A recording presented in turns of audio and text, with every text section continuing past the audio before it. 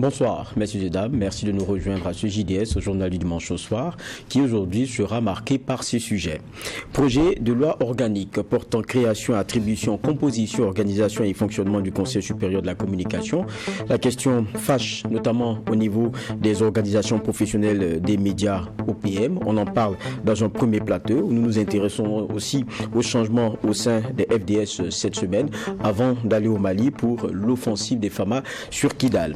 Et puis actionnariat populaire, l'APEC, Agence pour la promotion de l'entrepreneuriat communautaire, poursuit sa série de conférences publiques. Cette fois-ci, c'était au tour de la région du Centre-Est d'accueillir la délégation de l'APEC. Vous en aurez un point, celui donc d'une meilleure compréhension du programme de l'entrepreneuriat communautaire.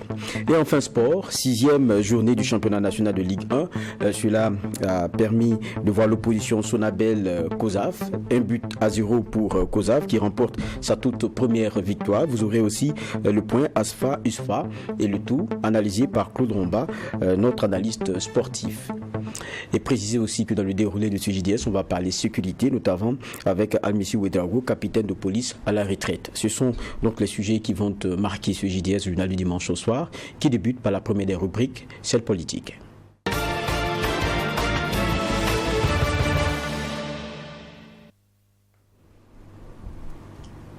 Nous l'annoncions déjà en titre, le Conseil des ministres de mercredi dernier a adopté un projet de loi organique portant création, attribution, composition, organisation et fonctionnement du Conseil supérieur de la communication. Le projet de relecture de la loi organique du CSC n'est pas du goût, en tout cas c'est le moins qu'on puisse dire, des organisations professionnelles des médias. Ils l'ont exprimé au cours d'une conférence de presse, c'était le jeudi 15 octobre. Nous y revenons à travers ce reportage avant un échange sur ce plateau. Le champ de compétences du Conseil supérieur de la communication va se voir élargi.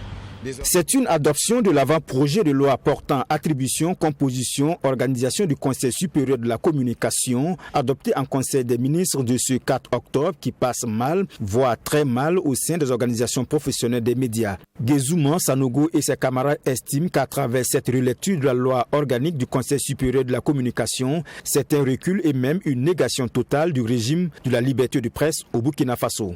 Habitué au passage en force, le Faso désigne le président du CSC. Le président du CSC, lui, à son tour, désigne son vice-président. En plus donc de ces 3 représentants, le président de la transition va désigner le président du CSC. Il gagne donc le beurre et l'argent du beurre. Nous osons espérer que cela ne passera pas. Nous avons fait en partie notre part.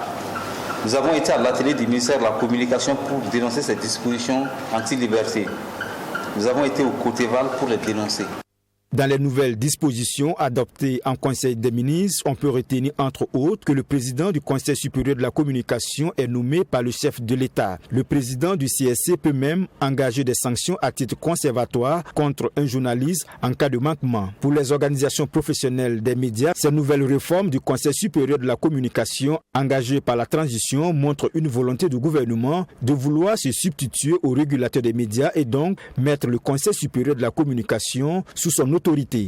Nous avons d'autres actions en vue, mais que certainement on ne peut pas tout présenter ici. Mais c'est un appel aussi qu'on lance à vous tous individuellement en tant que journalistes de pouvoir contribuer justement à la réflexion et éventuellement à la proposition d'action pour que nous arrivions effectivement à faire barrage à cette loi-là. Pour qui sait la situation que les médias vivent actuellement, c'est un constat de fait que c'est le gouvernement qui fait la régulation des médias au Burkina. Donc si dans ce contexte-là, le gouvernement vient une fois de plus dire que c'est lui-même qui va décider de qui est président du CSC, ça veut tout dire. Voilà, ça veut dire qu'on aura un CSC qui va faire exactement ce que le gouvernement est en train de faire actuellement. Est-ce que véritablement on est dans la régulation des médias ? Les organisations professionnelles des médias rappellent que le gouvernement de la transition s'est illustré à plusieurs reprises dans une intrusion jamais égalée dans le champ de la régulation des médias au Burkina Faso. Ces organisations interpellent donc les députés de l'Assemblée législative de transition à préserver les acquis démocratiques, notamment la liberté d'expression et de presse. En tout cas, un projet de loi organique qui concerne le CSC qui ne semble pas faire l'unanimité. En tout cas, l'OBM, ou plutôt l'OPM, l'Organisation professionnelle des médias, l'a fait savoir. Sur ce plateau, avec moi pour aborder cette question et deux autres, Olopé Yen, sociopolitologue, enseignant-chercheur au CNRST. Bonsoir. Bonsoir. Merci, docteur, d'être avec nous. Adama Sigiré, écrivain, coordonnateur du RISA, Rassemblement des intelligences pour la souveraineté de l'Afrique. Bonsoir. Bonsoir, M. Vaha. Merci d'être avec nous. Nous sommes rejoints aussi par Issa Sigiré, journaliste au journal Le Pays. Bonsoir. Bonsoir. Un plaisir de vous avoir. Plaisir partagé. Je reste avec vous, chers confrères. On a écouté aussi d'autres confrères marquer leur désaccord, en tout cas en ce qui concerne certains points, pour ce qui est de cette loi organique voulue, donc révision de celle qu'on avait avant. Au fond, quand on regarde, quel regard vous avez sur l'opportunité, notamment même de ces réformes-là, de façon générale?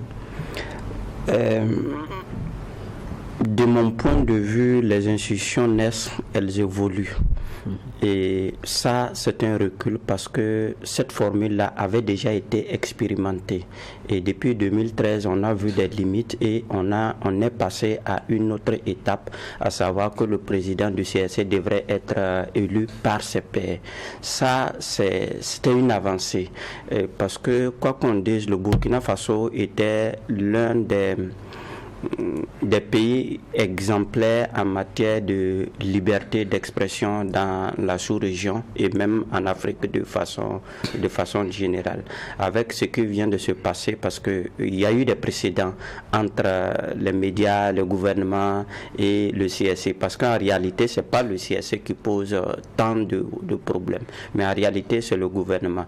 Il y a eu des médias qui ont été suspendus et qui n'ont pas suivi la voie qu'ils devaient, la voie normales ou qui n'ont pas été sanctionnés dans les règles de l'art comme il se devait. C'est suite à ces incidents que les organisations de médias sont inquiètes pour, en tout cas, ce projet de loi qui est en cours. On espère que la loi va connaître quand même quelques modifications parce que ce n'est qu'une étape déjà. C'est vrai qu'on n'est pas sûr de compter sur l'ALT dans sa composition actuelle, mais il faudrait craindre quand même le pire en ce qui concerne la liberté d'expression. Alors, il faut que les gens aussi sachent que la liberté d'expression n'est pas un frein à la lutte contre le terrorisme, encore moins dans la guerre dans laquelle où nous sommes.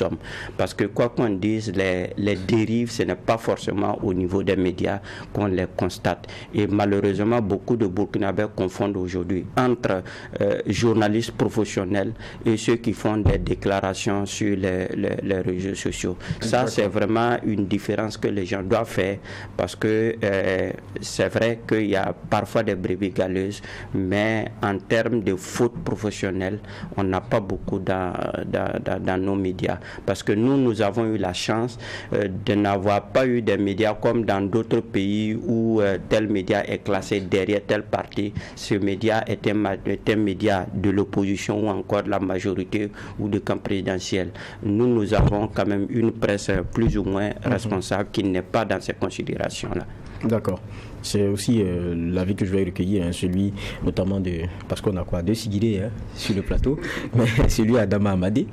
Vous êtes écrivain, on a vu le reportage tout à l'heure, on va dire ceux qui sont des professionnels de médias traduire un peu leurs inquiétudes relativement aux changements qui sont en train d'être opérés. Vous, quelle lecture vous en faites? Merci beaucoup, M. Vaha. Je suis très content d'abord de vous retrouver sur ce plateau, content aussi de retrouver mon ami docteur Yen, et puis mon jeune frère. Il y a des gens qui nous confondent. Moi, c'est Adama Sigiré. Moi, je suis écrivain. Et lui, c'est Issa Sigiré. Lui, les journalistes. Voilà. Souvent, la confusion est faite. Voilà. Mais c'est mon cousin, c'est mon frère. Voilà. Donc, c'est la première fois que nous sommes sur le plateau. Voilà. On me demande souvent est-ce que Issa Sigiré est ton frère. Voilà. Issa Sigiré est mon frère. Donc, c'est le fils de mon oncle. Donc, maintenant, pour revenir à cette question, je n'ai vraiment pas vu le projet de loi. Mais j'ai entendu parler. Et il me semble que dans ce projet de loi, loi-là, le président du Conseil supérieur de la communication ne sera pas élu, mais il sera nommé par le président. Que puis-je dire par rapport à ça? Vous savez, cela fait pratiquement depuis 2015 ou bien depuis 2014 que le Conseil supérieur de la communication connaît une crise. Parce que suite à cette loi qui a été adoptée, qui dit que le président serait élu par les conseillers, nous avons constaté que tous les présidents qui se succèdent au Conseil supérieur de la communication ont toutes les difficultés. Voilà, ils viennent, souvent ils se font élire, il y a des conseillers qui ne sont pas d'accord, il y a des troubles à l'intérieur de la boîte qui font même que l'institution Conseil supérieur de la communication a des difficultés à fonctionner. Vous avez vu tout de suite, même avec l'élection, ou bien c'est de l'autre là, celui qui est là actuellement, voilà, Aziz Bamogo, voilà, Madame Bougaïri, depuis le départ de Madame Bougaïri, il y a eu des problèmes au sein du Conseil supérieur de la communication. Alors, une loi aujourd'hui qui dit qu'on ne va pas élire le président du Conseil supérieur de la communication, mais on va le nommer, moi je pense que c'est une bonne loi. Cette loi est la bienvenue. Et contrairement à ce que le frère dit, qu'on a déjà expérimenté cette loi-là, mais écoutez, on peut expérimenter une loi, une chose, et puis l'abandonner, vouloir progresser, et trouver même que ce qu'on faisait, c'était mieux par rapport à là où nous sommes en train d'aller. C'est comme on dirait la démocratie. Nous sommes en train d'expérimenter la démocratie, mais elle est en train de montrer encore ses limites. Il a aussi évoqué quelque chose, disant que le mal ne vient pas seulement des journalistes. Moi, je le dis, hein, les journalistes sont mes amis. Vous êtes là, Baha, et lui-même, il est là. Ils sont nombreux qui sont mes amis. Que les presses ici ne sont pas politisées. Là encore, c'est une affirmation. C'est lui qui l'affirme. Dire que la presse burkinabé n'est pas politisée, moi, je ne suis pas d'accord. Quelle presse est politisée? Non, je ne vais pas en débattre. Et laquelle En fait, il y a un problème, Vaha. Il y a des vérités que les gens n'acceptent pas. Moi, je préfère même un pays, Peter, comme la Côte d'Ivoire, où on a des personnes qui se déclarent être même pour le pouvoir ou bien contre le pouvoir. Quand on fait une lecture cartésienne, quand on regarde aujourd'hui la presse burkinabé, mais plus ou moins, oui, ce n'est pas affiché comme ça, mais quand on fait une lecture, quand on regarde la presse burkinabé, mais on sait plus ou moins derrière qui certaines presses sont. Je dis bien certaines presses, Vaha, ce n'est pas de toutes les presses, je dis certaines presses sont. Et ça, c'est pas moi qui le dis, beaucoup de personnes disent cela. Donc, dire aujourd'hui que même la presse n'est pas politique, on ne peut pas être dans un pays politique et ne pas plus ou moins d'une manière ou d'une autre même avoir des tendances politiques. Quand on regarde, aujourd'hui c'est comme les syndicats souvent, quand vous regardez, il y a souvent des tendances politiques. Et c'est la nomination du président du CSC qui va changer ça? Non, peut-être que la nomination du président du CSC ne va pas changer cela, mais la nomination du président du CSC va permettre au Conseil supérieur de la communication de fonctionner. Parce que le Conseil supérieur de la communication n'arrive pas à fonctionner quand le président est élu. Il y a des contestations, l'institution est en crise. Et moi je suis d'accord qu'on nomme le président pour permettre à l'institution de fonctionner. La nomination du président est une bonne chose et cette loi est la bienvenue. Je vais permettre à l'OPPN de réagir tout à l'heure, c'est un premier tour d'étape. Oui. Non, je vais revenir vers vous. J'ai quelques points que j'ai notés, mais je vais revenir vers vous. Docteur l'OPPN, allez-y. Non, je le suis. Tout comme aussi, concernant M. Issa Sigiri, j'ai quelques points aussi. Je vais revenir vers lui. Allons, docteur l'OPPN. Ok, merci. Bon, j'ai parcouru un peu la déclaration des organisations professionnelles, donc la presse concernant ça. Mais comme il a dit, je n'ai pas tout le projet de loi à ma possession, mais j'ai eu des informations quand même sur le contenu des réformes. Et il faut dire que ce projet de loi intervient dans un contexte où le CSC traverse une crise. Et ça, il ne faut pas l'ignorer. Il y a eu des crises à répétition à l'intérieur même de cette institution. Voilà. De sorte qu'à des moments donnés, ça crée un dysfonctionnement, un blocage. Voilà. Mais dès lors qu'une institution traverse une crise, et qu'il y a peut-être un système démocratique qui a été mis en place, mais qui crée un dysfonctionnement, qu'est-ce qu'il faut faire? Il faut revoir. C'est de ça qu'il s'agit. Donc, la nomination des présidents du Conseil supérieur de la communication était faite ici par, dans le passé, comme il a dit, par l'exécutif qui nommait. Et après, maintenant, on allait à un mode électif, où aujourd'hui on connaît les limites objectives, ça crée dysfonctionnement, des tensions, des tendances par-ci par-là, et du coup l'institution se trouve bloquée à des moments donnés. Donc moi je me dis c'est peut-être au regard de ce dysfonctionnement, des blocages qu'on connaît dans cette institution, que peut-être l'exécutif a décidé cette fois-ci, pour donc trouver une solution à cela, de procéder ici à la nomination donc, du président du Conseil supérieur de la communication. Maintenant je comprends les organisations professionnelles de la presse, je comprends aussi les craintes, et c'est ce qui est légitime. Maintenant quand il me parle de recul démocratique, bon, moi j'aimerais bien qu'il démontre en quoi il y a un recul démocratique. C'est comme quand Lamizana avait dissous l'Assemblée et puis le gouvernement en 1974, l'ancien président de l'Assemblée nationale de la Côte d'Ivoire, Philippe Yassé de passage ici, a dit quoi? Mais lorsque le multipartisme devient négatif, quand ça devient nuisible, il faut le corriger.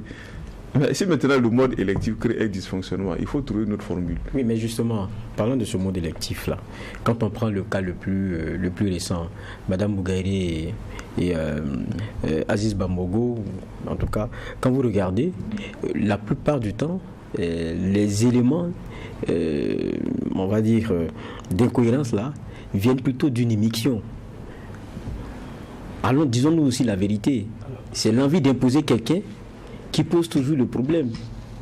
Est-ce que, parce qu'on a tenté d'imposer à chaque fois que ça n'a pas marché, maintenant on dit, bon, on revient à ce que l'on nomme. Est-ce que c'est ça la solution? C'est-à-dire, en définitive, ce qu'on a tenté, qu'on n'a pas laissé faire librement, on ne l'a pas tenté sereinement et sincèrement. Est-ce que ce n'est pas ça le problème? Je vous permets de réagir et puis après, je vais poser aussi d'autres questions. Allez-y. Alors, ne confondons pas les choses. L'élection n'a jamais créé de problème au CSC.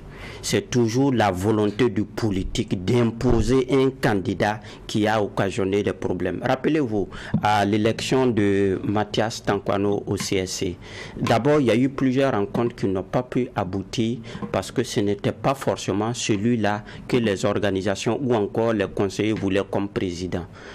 Le problème est remonté jusqu'à la présidence, jusqu'à ce qu'on ait quand même une certaine, comment on appelle ça, un consensus autour de la personne. Mais sous nous, quand on dit le consensus, c'est quoi? C'est des pressions. C'est des pressions pour imposer, bon, telle personne, laisser telle personne être président. Et c'est ce qui s'est passé. Et après son départ, c'est la volonté également de Damiba d'avoir son président ou sa présidente à lui qui a occasionné ce problème. Comment on appelle ça? Les conseillers ont élu leur président et celle qui n'a pas élu, qui certainement venait de Damiba, ne voulait pas. Il faudrait qu'au niveau de nos institutions, nous acceptions cette démocratie-là, à savoir que la personne qui a été élue, on laisse la personne gérer. Mais quand chaque fois, à la tête des institutions, on veut faire venir un président qu'on contrôle à souhait, et cela va sans dire qu'on aura toujours des problèmes. Et ce n'est pas le fait que le président sera nommé que le CSC tous les problèmes du CSC seront résolus. Non, il faudrait que les médias et les organisations des médias se reconnaissent au CSC. Si on ne se reconnaît pas au CSC, à quoi va servir ce CSC-là? Regardez par exemple combien de médias existent au Burkina Faso. Rien que les médias en ligne seulement, nous avons plus de 200. Les radios, est-ce qu'on peut les compter? Je ne suis pas sûr. Les télévisions, là on peut les compter. La presse écrite, on peut les compter. Mais quels sont les moyens qu'on donne au CSC par exemple pour pouvoir réguler tous ces médias-là? Aujourd'hui, c'est difficile d'avoir autant de ressources humaines, en termes de ressources humaines, pour pouvoir regarder. Mais il y a des technologies qui sont suffisamment avancées et qu'on peut mettre à la disposition du CSC pour faire correctement le travail. Le travail que l'État doit faire au profit du CSC, ce n'est pas forcément d'imposer un président ou de nommer un président, mais d'aller un peu au-delà en dotant le CSC à la fois de ressources humaines et surtout techniques pour pouvoir faire correctement son travail. Parce que quand on se reconnaît dans une institution, on ne peut que la servir correctement comme il se doit. Quand on entend les organisations professionnelles des médias, ils sont jaloux de quelque chose. C'est-à-dire qu'on a comme l'impression que ça reste la chasse gardée des professionnels du domaine. Maintenant, il y a quelque chose que tout à l'heure, Adama Sigiré disait tout à l'heure, il a dit, il y a la question du contexte. Est-ce que le contexte n'intime pas qu'on accepte de laisser certains pans? Non, moi je pense pas. Justement, c'est parce que le contexte qui fait inquiéter les organisations. Parce qu'on a vu Omega tout à l'heure qui a été sanctionné. Dans les règles de là, quand un média, les sanctions sont graduelles. Et il y a une procédure pour sanctionner un média. On a vu le gouvernement outrepasser ses prérogatives pour sanctionner certains médias. C'est ce qui fait justement peur aux organisations professionnelles des médias. Sinon, ce n'est pas l'élection du président qui pose un problème ici. Moi, je pense qu'on doit regarder les choses en face et travailler toujours à améliorer, parce que vous avez parlé de jalousie tout à l'heure. Oui, chacun est jaloux de quelque chose, parce que la liberté qui a été acquise au Burkina, là, c'est une liberté acquise de haute lutte. Et on peut mettre à l'actif de cette liberté-là des vies humaines. Norbert Zongo est passé par là. Il y a eu beaucoup de choses qui sont passées par là pour qu'on arrive à cette situation-là. Et j'ai dit que la liberté d'expression n'est pas contraire à la lutte contre le terrorisme, parce que rares sont les journalistes aujourd'hui qui vont s'hasarder, par exemple, à divulguer des secrets, des secrets d'État, ou encore des choses qui peuvent nuire, par exemple, à la lutte contre le terrorisme. Le problème, il est ailleurs. Cherchons le problème où il est pour le combattre. Oui, Sidiri, je reviens vers vous. Quand on regarde à l'intérieur, déjà, pour ce qu'on avait depuis la loi organique de février 2013, le président avait la latitude de désigner certaines personnes qui venaient au CSC. Maintenant, c'est-à-dire, et il désigne, puisque d'abord les OPM disent que dans les discussions qui étaient en train d'être menées, ils voulaient plus de personnes qui puissent désigner, donc forcément réduire peut-être ceux que le président lui-même pourrait désigner en tant que conseiller.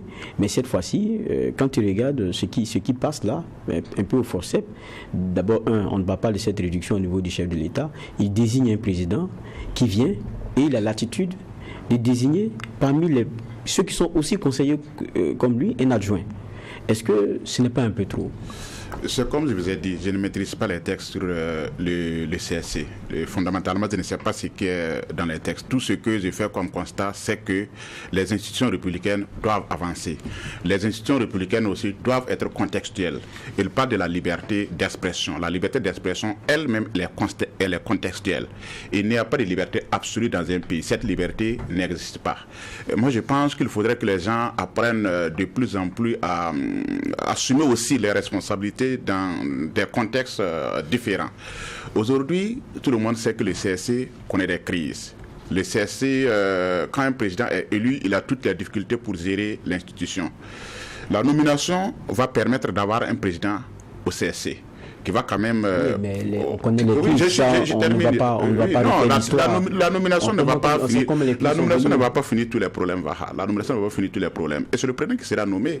Les organisations professionnelles de médias auront toujours certainement leurs conseillers au niveau du CSC. S'il y a des choses qui sont posées, des actes qui sont posés par le président et qui ne sont pas des actes qui ne sont pas normaux, des actes qui contredisent peut-être les textes réglementaires du Conseil supérieur de la communication, ces conseillers peuvent dénoncer. Moi, je ne vois pas en quoi la nomination d'un président au CSC remet en cause la liberté d'expression, ou bien la nomination d'un président au CSC est une atteinte même à la liberté de la presse. Non, mais il y a une volonté, ce qui est dénoncé par ces OPM, c'est une volonté de contrôle. Mais on connaît les exemples passés, RFI, France 24, LCI, Omega, et puis plus récemment Jeune Afrique.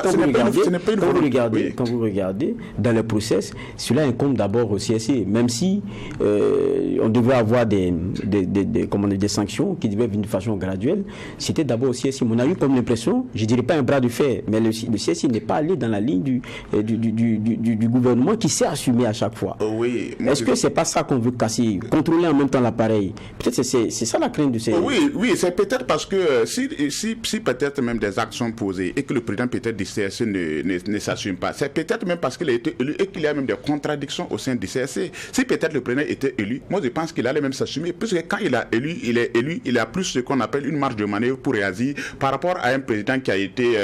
quand il est nommé, je corrige, quand il est nommé, il a plus de marge de manœuvre pour réagir par rapport à un président qui a été élu, qui passe tout son temps à regarder ses conseillers, qui a des contradicteurs autour de lui. C'est ce qui fait que l'élection CSC n'avance pas. Moi, je voudrais ici que les gens comprennent, et surtout, vous m'excusez, les journalistes sont mes amis, que les journalistes comprennent et que nous sommes dans un contexte de crise. Ce pays-là est en guerre. Les gens veulent la paix. Ce qui est prioritaire aujourd'hui pour les Burkinabés, c'est le retour de la paix. Nous avons besoin de la paix. S'il y a des dysfonctionnements dans la République, s'il y a des institutions qui ne fonctionnent pas, des institutions qui font que nous avons toutes les difficultés pour aller vers la paix, il faut prendre des mesures pour nous permettre d'avancer. Une institution républicaine est faite pour avancer avec le temps et selon le contexte du pays. Une institution ne peut pas être au-dessus du contexte national. Plus un pays est en crise, plus il faut revoir le fonctionnement des institutions, parce que c'est parce que la nation existe que les institutions elles-mêmes elles existent. Il est en train de parler de... C'est parce que même le Burkina Faso existe que le CSC existe. Si aujourd'hui le pays disparaît là, le PMO, le CSC, vous disparaissez en même temps. Donc, il faut que les gens partent vers la paix. Nous avons besoin du retour de la paix. Et pour cela, s'il y a des lois qu'il faut prendre pour nous permettre d'aller vers la paix, moi, je suis d'accord pour que ces lois-là soient prises pour que le pays retrouve sa paix. Parce que c'est parce que le pays existe, que le CSC existe, que l'OPM existe et que les journalistes eux-mêmes, ils existent. D'accord. Donc, Le Pépin, je pense qu'on comprend un peu l'argumentaire de Adama Sigiré. Hein. C'est qu'il y a un besoin de réguler autrement. Peut-être avec plus de fermeté. Et donc en clair, la crainte des journalistes est très légitime. Ici, on a constaté qu'il y a des gens qui ne s'assument pas. Il y a des gens qui ne prennent pas les responsabilités. Donc le CSC ne s'assumait pas avant. Certainement, le CSC ne s'assumait pas. Alors il faut s'assumer pour permettre au pays d'aller de l'avant. On ne peut pas rester dans une crise perpétuelle. Il faut plus de fermeté, c'est ce que vous pensez? Oui, c'est ce que je viens de dire. Moi, je comprends un peu, je comprends les inquiétudes des journalistes. Voilà, et quand je suis l'actualité. Voilà, donc il y a des dénonciations récurrentes venant de la part des journalistes sur les questions de procédure. Bon voilà, non, c'est le CSC qui devrait faire ceci, cela, c'est pas le gouvernement, c'est pas l'exécutif. Voilà, donc du coup, on est dans un contexte où il y a assez de débats sur la question donc, de la liberté d'expression. Donc je comprends bien l'inquiétude qui se pose, mais on ne doit pas aussi occulter et tenter de nier le fait que le CSC ne traverse pas une crise. C'est de ça qu'il s'agit. Nous ne travaillons pas au CSC, mais nous avons des gens qui travaillent là-bas, avec qui nous échangeons, et nous connaissons aussi ce qui se passe. Et ça, je vous dis, peut-être si on doit faire un sondage à l'intérieur de la maison, je suis sûr que cette loi-là, il y a beaucoup de travailleurs de CSC qui seront favorables à cela. Voilà. Mais les journalistes, je comprends, je ne dis pas qu'ils ont raison, mais ils sont dans leur rôle et ils ont des préoccupations. Et parce qu'ici, ils craignent que, bon, voilà, en nommant le président du CSC, voilà, que peut-être l'exécutif vienne à avoir une mainmise totale, alors que ici, l'idée, c'est de permettre une autorégulation de cette institution. Mais si l'autorégulation de l'institution doit poser un problème de dysfonctionnement, on fait quoi? C'est de ça qu'il s'agit. Maintenant, peut-être ce que je déplore, peut-être qu'il n'y a pas eu de dialogue entre donc les acteurs du monde journaliste et du monde de la presse et l'exécutif pour s'accorder sur un minimum, pour harmoniser les compréhensions avant peut-être d'aller vers le projet de loi. Et c'est ce que peut-être je peux déplorer, ou peut-être que même s'il y a eu dialogue, mais il n'y a pas eu accord ou consensus à certains niveaux. Mais dans tous les cas, il faut admettre que le CSC traverse une crise.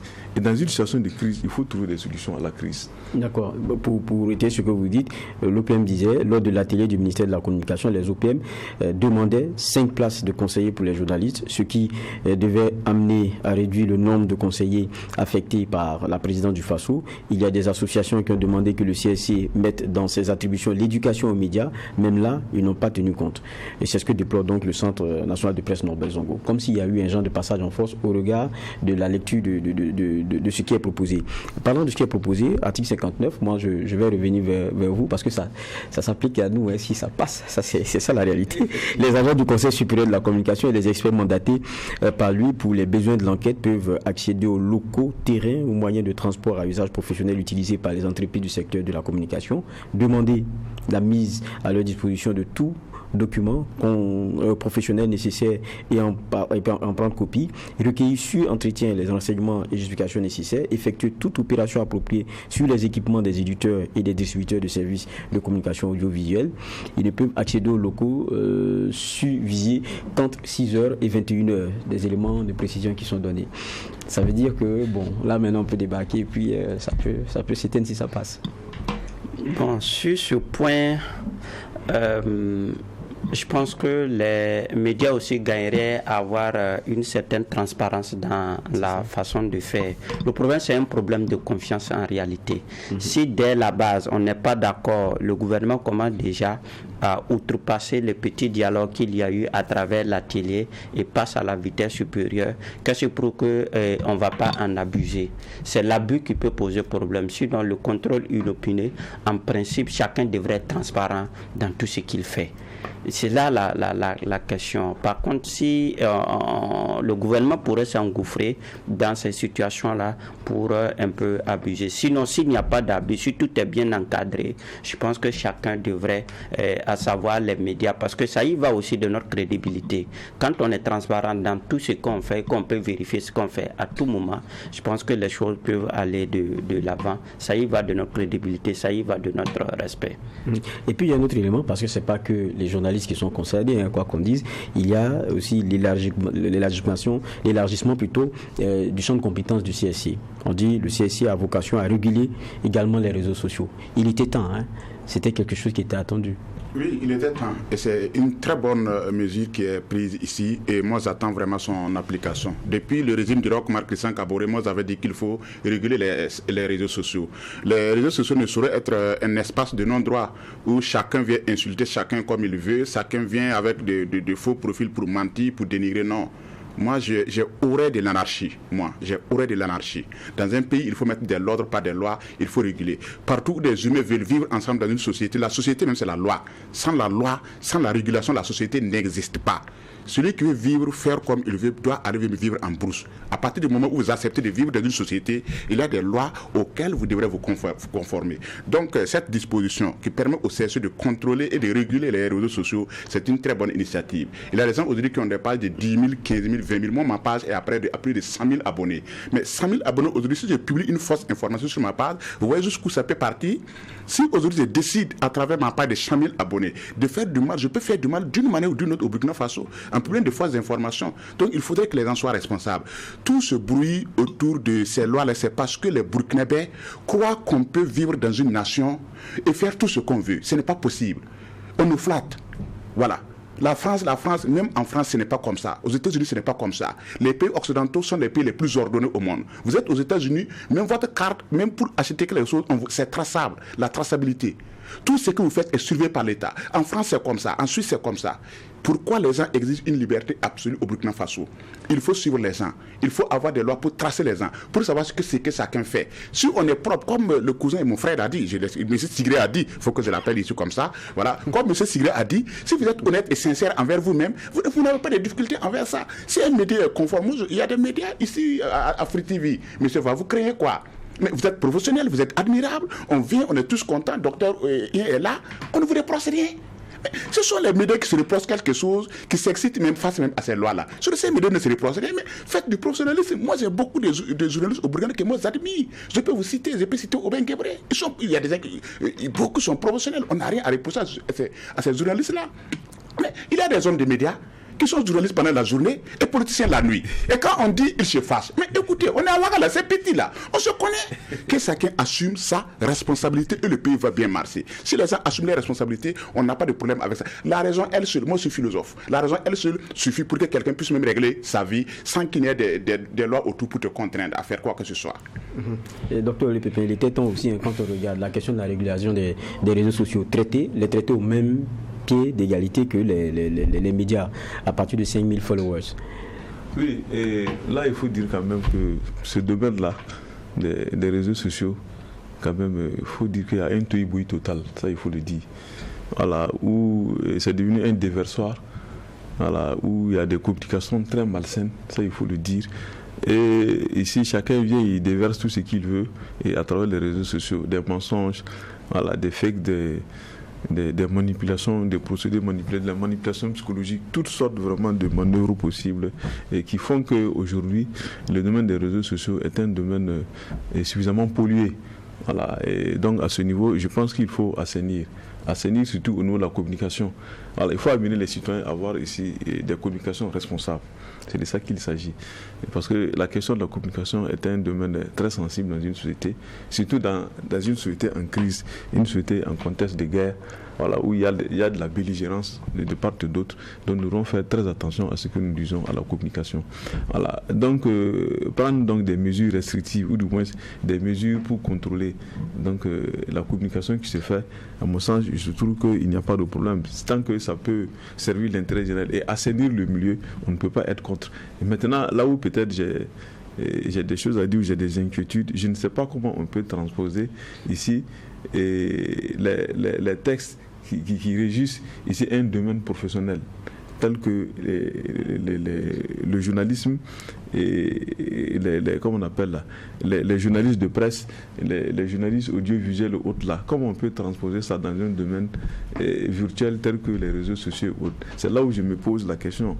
J'aimerais bien voir l'opérationnalisation parce que quand bien même sont des médias, mais c'est deux domaines quand même qui ne se ressemblent pas. Le domaine des médias, le champ médiatique est régi ici par un code d'éthique et une charte déontologique. Et c'est clair. Et lorsqu'on est professionnel des médias, c'est dire qu'on a reçu une formation, on est tenu donc de respecter, c'est-à-dire le code d'éthique et la charte déontologique, la charte professionnelle du métier. Et cela est enseigné et connu de tous ceux qui sont professionnels de ce domaine. Mais dans un domaine tel que les réseaux sociaux, où ici on a des journalistes de circonstances, ou du moins des gens qui opinent. Voilà. Maintenant, comment on peut prendre ici les instruments de régulation donc, du champ journalistique professionnel tel qu'on connaît, aller appliquer ça au niveau des réseaux sociaux. Il y a déjà des pays qui y sont, hein. Voilà. Des pays même de la sous-région qui y sont, qui le font déjà. Parce qu'on dit qu'on va les traiter au même titre, alors que non. Là, d'abord, moi je trouve qu'il y a un préalable. Il faut rendre d'abord ce domaine-là un domaine professionnel. C'est de ça qu'il s'agit. Il faut professionnaliser donc, le domaine donc, des réseaux sociaux, des médias virtuels, si on peut le dire. Et ensuite, définir clairement un code d'éthique et une charte déontologique pour tous ceux, c'est-à-dire qui veulent animer ici un forum quelconque où déjà il y a un devoir composé peut-être de 5000 personnes. Là, il faut déjà que les choses soient clairement définies et que ces gens s'engagent ici à respecter le code d'éthique qui est là. Sinon, prendre comme ça pour aller appliquer sans organiser ce domaine donc, de l'information et médiatique, de l'information, je trouve quand même que ça sera un peu hasardé. Et dans la pratique, je ne vois pas comment cela peut se faire. Voilà. Donc il faut organiser le métier, il faut rendre ça professionnel, voilà, et pour pouvoir maintenant appliquer des textes clairs, des textes qui sont bien connus par ceux-là qui s'engagent ici à utiliser ces réseaux sociaux-là. Ça, c'est que tout à l'heure vous disiez, il y a des gens, bon, on les confond à des journalistes qui n'en sont pas. Assez souvent, quand vous partez les trouver, c'est sur les réseaux sociaux. Hein. Est-ce que ça ne va pas rendre service au corps de métier? En tout cas, nous attendions que ça. Parce que c'est là-bas qu'on trouve les personnes les plus violentes en termes d'expression. Vous avez vu ces vidéos qui ont circulé ces derniers temps sur les réseaux sociaux des personnes qui ne sont pas forcément des personnels des médias, où on appelle même à tuer ou encore à massacrer, et c'est extrêmement grave. Maintenant, dans la pratique, ça peut poser des problèmes parce que ça demande un personnel énorme, ça demande de moyens techniques énormes que l'État n'est pas sûr d'assurer tout de suite et maintenant. Et sachant aussi que bien avant cette loi, Internet n'était pas forcément un domaine de non-droit.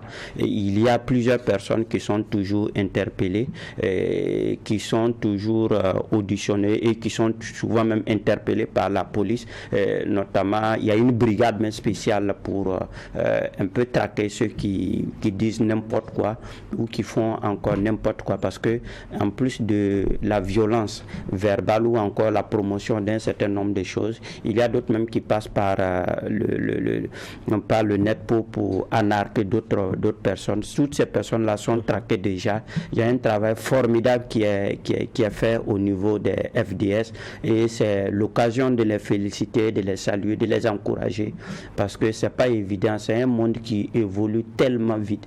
Chaque jour, vous avez des nouvelles choses qui apparaissent et vous avez des nouvelles techniques pour aller faire ceci ou cela, et c'est un travail assez titanesque que ces personnes font. En tout cas, pour nous, c'est une très bonne nouvelle que c'est ce truc. Il y a d'autres qui demandent s'ils doivent percevoir également la subvention. Comme si tous les médias du Burkina Faso percevaient la subvention. Pour percevoir la subvention, il y a tout un ensemble de conditionnalités derrière. ça me faisait, si je veux réagir souvent, je dis bon, laisse les gens dans leur coin. Parce que c'est pas tous les médias burkinabés qui perçoivent la subvention. Il y a des conditionnalités. Bon, il faut d'abord attendre que ça passe et puis voir l'opérationnalisation de ces choses-là. Parce que quoi qu'on dise, c'était en tout cas un élément qui était assez appelé. Et puis quand on dit à partir de 5000 followers, ça fait beaucoup de personnes à suivre. Quels sont les moyens qui seront donnés au CSC? Tout à l'heure, le docteur Le Pépin s'en faisait le porte-voix. Ça, c'est une question qui est vraiment importante quand on regarde l'élargissement du champ d'action du CSC et la question des réseaux sociaux. Tout à l'heure, Sigrid le disait, ça demande en tout cas des moyens. Quand on sait que pour nous suivre nos médias déjà connus, c'est bien difficile pour le CSC, même quand on veut quelquefois vous demander ce que vous avez fait, on vous demande d'en envoyer la copie. Bon, alors que ça ne devrait pas être ainsi. On va passer à un autre sujet parce que la semaine aussi a été marquée par des éléments assez importants. Coup d'état déjoué, on se rappelle, c'était le 26 septembre dernier, donc c'est la semaine passée, par les services de renseignement. 4 officiers, nous a-t-on dit, dont 2 commandants d'unité spéciale de la gendarmerie ont été interpellés, tandis que 2 autres officiers étaient en fuite, selon donc des sources proches du dossier. Et il faut dire que cette semaine, mercredi pour être plus précis, le président Ibrahim Traoré a pris 3 décrets nommant divers officiers à des postes stratégiques, dont un nouveau chef d'état-major de la gendarmerie nationale, le lieutenant-colonel Kouagri Natama, officier des forces armées nationales, a été nommé chef d'état-major de la gendarmerie nationale en remplacement du lieutenant-colonel Evra Somda qui dirigeait cette gendarmerie-là depuis février 2022. Et puis quand vous regardez ceux qui sont touchés, c'est parlant des postes, c'est chef de corps du bataillon du matériel, vous voyez encore division logistique de l'état-major général des armées, vous voyez logistique de la gendarmerie nationale, directeur du matériel de l'armée de terre, des postes stratégiques en tout cas qui ont été touchés. Je vois déjà Issa Sigiré sourire. Est-ce qu'on peut se dire que c'est la conséquence directe des événements de la semaine passée? Peut-être qu'on veut passer au développement, parce que jusque-là, pendant une année, pour un travail qu'on voulait faire en 3 mois, en une année, on était encore à l'introduction. On était encore à l'introduction. Peut-être qu'on veut passer à une étape supérieure. Donc, il faut se remue-ménage, trouver les meilleurs éléments pour pouvoir attaquer vraiment le front pour libérer le pays. Et comme on l'avait promis en 2022. Voilà. Mais ces changements-là interviennent, comme vous le dites, dans un contexte où on a connu, où on a entendu parler des velléités de déstabilisation ou de coup d'État. Donc on ne peut pas dissocier ces changements-là et en réalité c'est les bruits de bottes qu'on entend par-ci, par-là. Donc c'est difficile aujourd'hui de séparer les deux. Mais ce qu'on peut dire, c'est qu'on a intérêt tout de suite et maintenant de faire tout ce qu'on peut pour pouvoir sortir de cette situation de guerre d'abord, parce que il serait de mon point de vue naïf de croire que notre plus grand problème c'est la crise sécuritaire que nous connaissons. Le plus grand problème, il est derrière. Et c'est, par exemple, c'est la reconstruction, c'est le développement, c'est ça le grand défi. Et imaginez même si on arrivait à taire les armes aujourd'hui et qu'on n'arrive pas rapidement à régler les problèmes de développement, on va encore dans quelques années retomber dans une autre crise sécuritaire. Et c'est vraiment malheureux ce qu'on a vécu ces dernières années, parce que quand on le regarde avant ces changements, les officiers qu'on a déjà suspendus, ça fait peur. Ça fait peur quand on a des responsables des unités d'élite comme les forces spéciales qu'on suspend. et on ne sait pas combien d'éléments il a avec lui, combien d'éléments lui sont encore fidèles. Ça, ce sont les forces spéciales. Quand on regarde l'unité d'élite de la gendarmerie qui est aussi débarquée dans ces mêmes conditions-là, cela augmente encore davantage les inquiétudes de la population. Parce qu'aujourd'hui, quand un pays est en crise, n'importe quelle crise aujourd'hui, y compris le président lui-même est obligé de se réfugier aujourd'hui derrière l'armée pour pouvoir faire face à la situation. Mais quand on regarde, on voit quelques éléments et que derrière, ça ne nous fait pas penser que cette armée-là est unie et soudée pour pouvoir faire face à la situation. Vraiment, on a des raisons d'inquiéter. Parce que moi, je reste convaincu que si cette armée, elle est soudée et derrière elle les populations, je suis convaincu qu'en si peu de temps, on pourra vaincre la situation sécuritaire et passer à une autre étape, à savoir la reconstruction et même entamer le développement. Parce que tant qu'on ne va pas régler ça, c'est ça notre vrai problème. Sinon, la crise sécuritaire, les armes, moi je pense que ce sont les conséquences de la pauvreté, de la misère. Sinon, on devrait passer rapidement à autre chose. C'est vrai que vous parlez des inquiétudes qui doivent être celles des populations qui regardent ce qui est en train de se passer, mais il y a eu un président qui a fait une sortie lors de l'interview avec certains de nos confrères. Il s'est voulu rassurant. L'armée, elle est unie et on peut avoir, c'est vrai, des velléités de déstabilisation récurrentes, certes, mais ça doit être des éléments isolés. Mais quand on regarde avec ce qui est en train de se passer depuis une semaine, est-ce qu'on est rassuré? Merci beaucoup, M. Vaha. D'abord, je voulais rebondir sur ce que M. Sigiri a dit. Quand il dit que la priorité, c'est le développement. Non, pour le moment, la priorité, c'est le retour à la paix. Quand on aura la paix maintenant, on va maintenant prioriser maintenant le développement. Et puis, le développement, ce n'est pas en 2 mois, 3 mois. Le développement, il doit être structurel. C'est parce que, de par le passé, il n'y a pas eu de développement structurel que nous sommes arrivés à ce niveau-là. Donc, il faut d'abord retourner à la paix. Après le retour de la paix, on entame un processus de développement structurel. Maintenant, pour revenir maintenant à l'armée, ce que je voudrais dire, c'est que l'armée n'appartient pas à un individu. L'armée n'appartient pas à un chef militaire, soit-il lieutenant-colonel, colonel ou je ne sais qui. L'armée doit être républicaine. Et je pense que dans la vision du capitaine Ibrahim Traoré, c'est d'instaurer surtout une armée républicaine. Il parle des officiers peut-être qui commandaient beaucoup d'éléments, mais un soldat, s'il est bien formé, il doit avoir le sens de l'éthique, il doit avoir le sens de la République.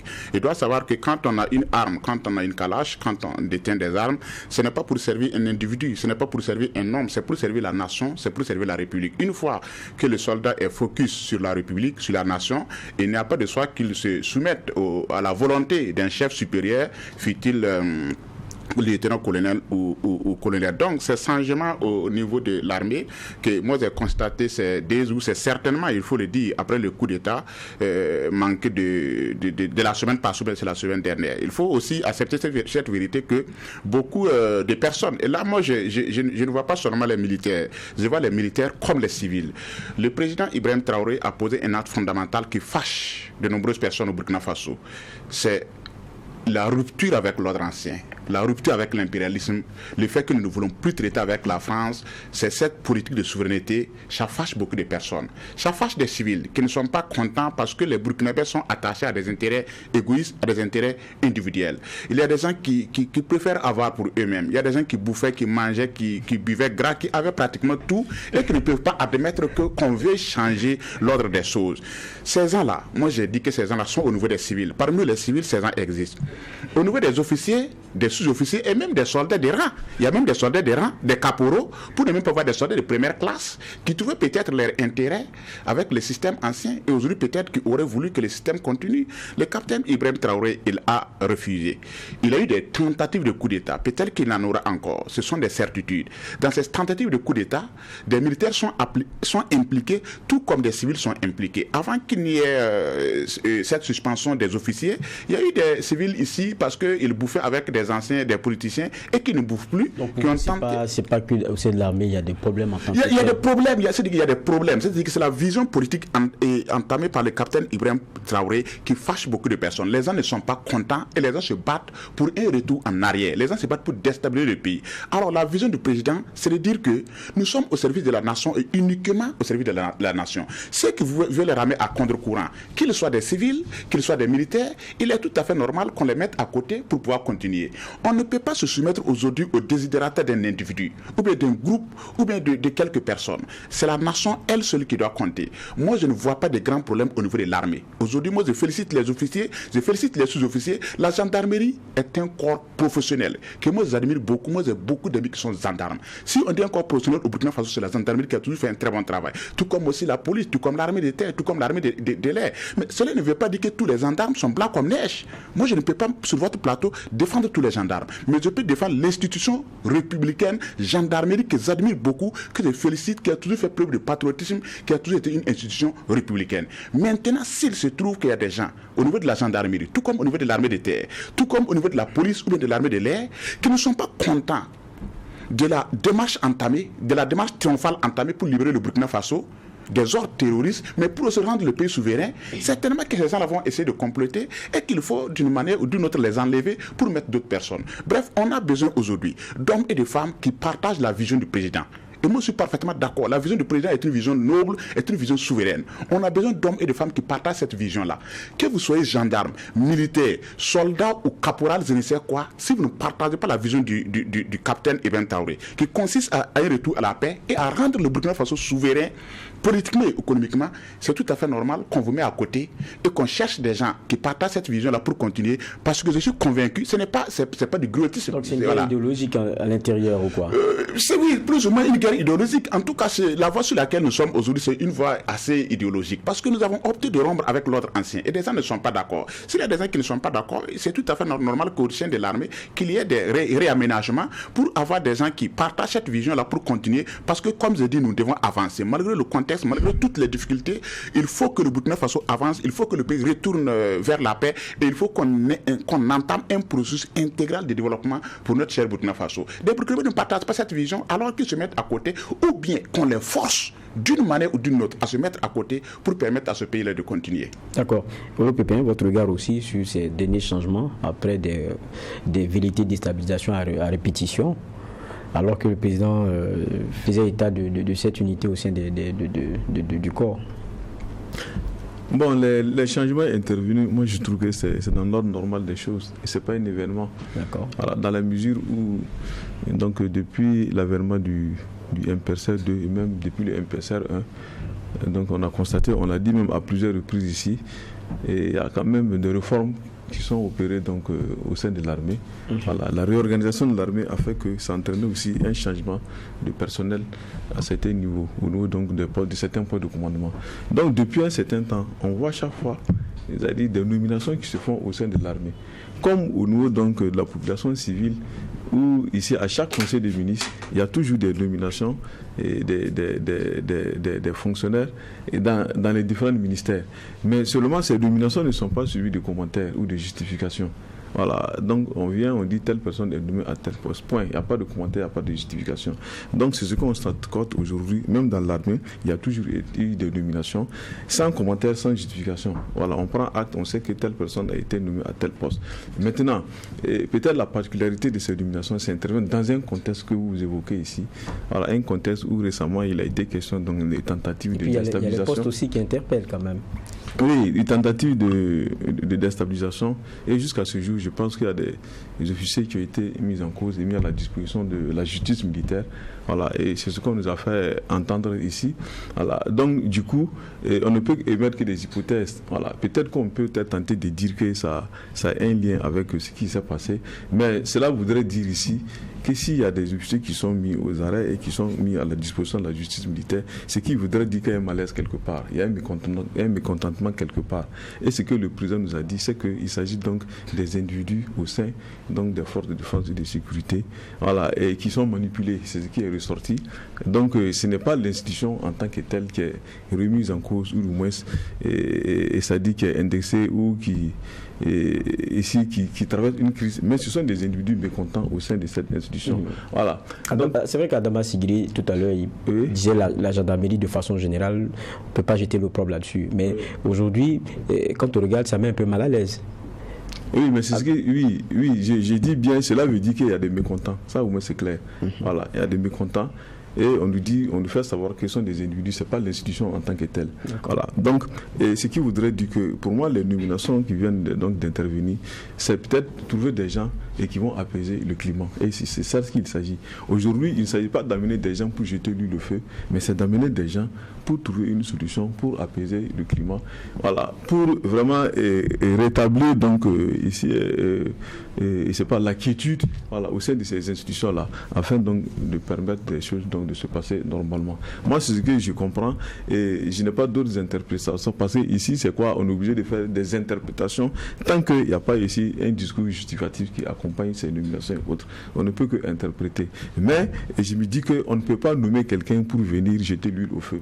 C'est certainement pour venir régler un problème, pour venir apaiser une situation, pour venir créer une situation de quiétude dans l'intérêt de tous. Voilà. Donc je me dis c'est cet esprit qui a prévalu ici qu'on amène des gens pour certainement installer le dialogue et maintenant permettre à la situation donc de se normaliser.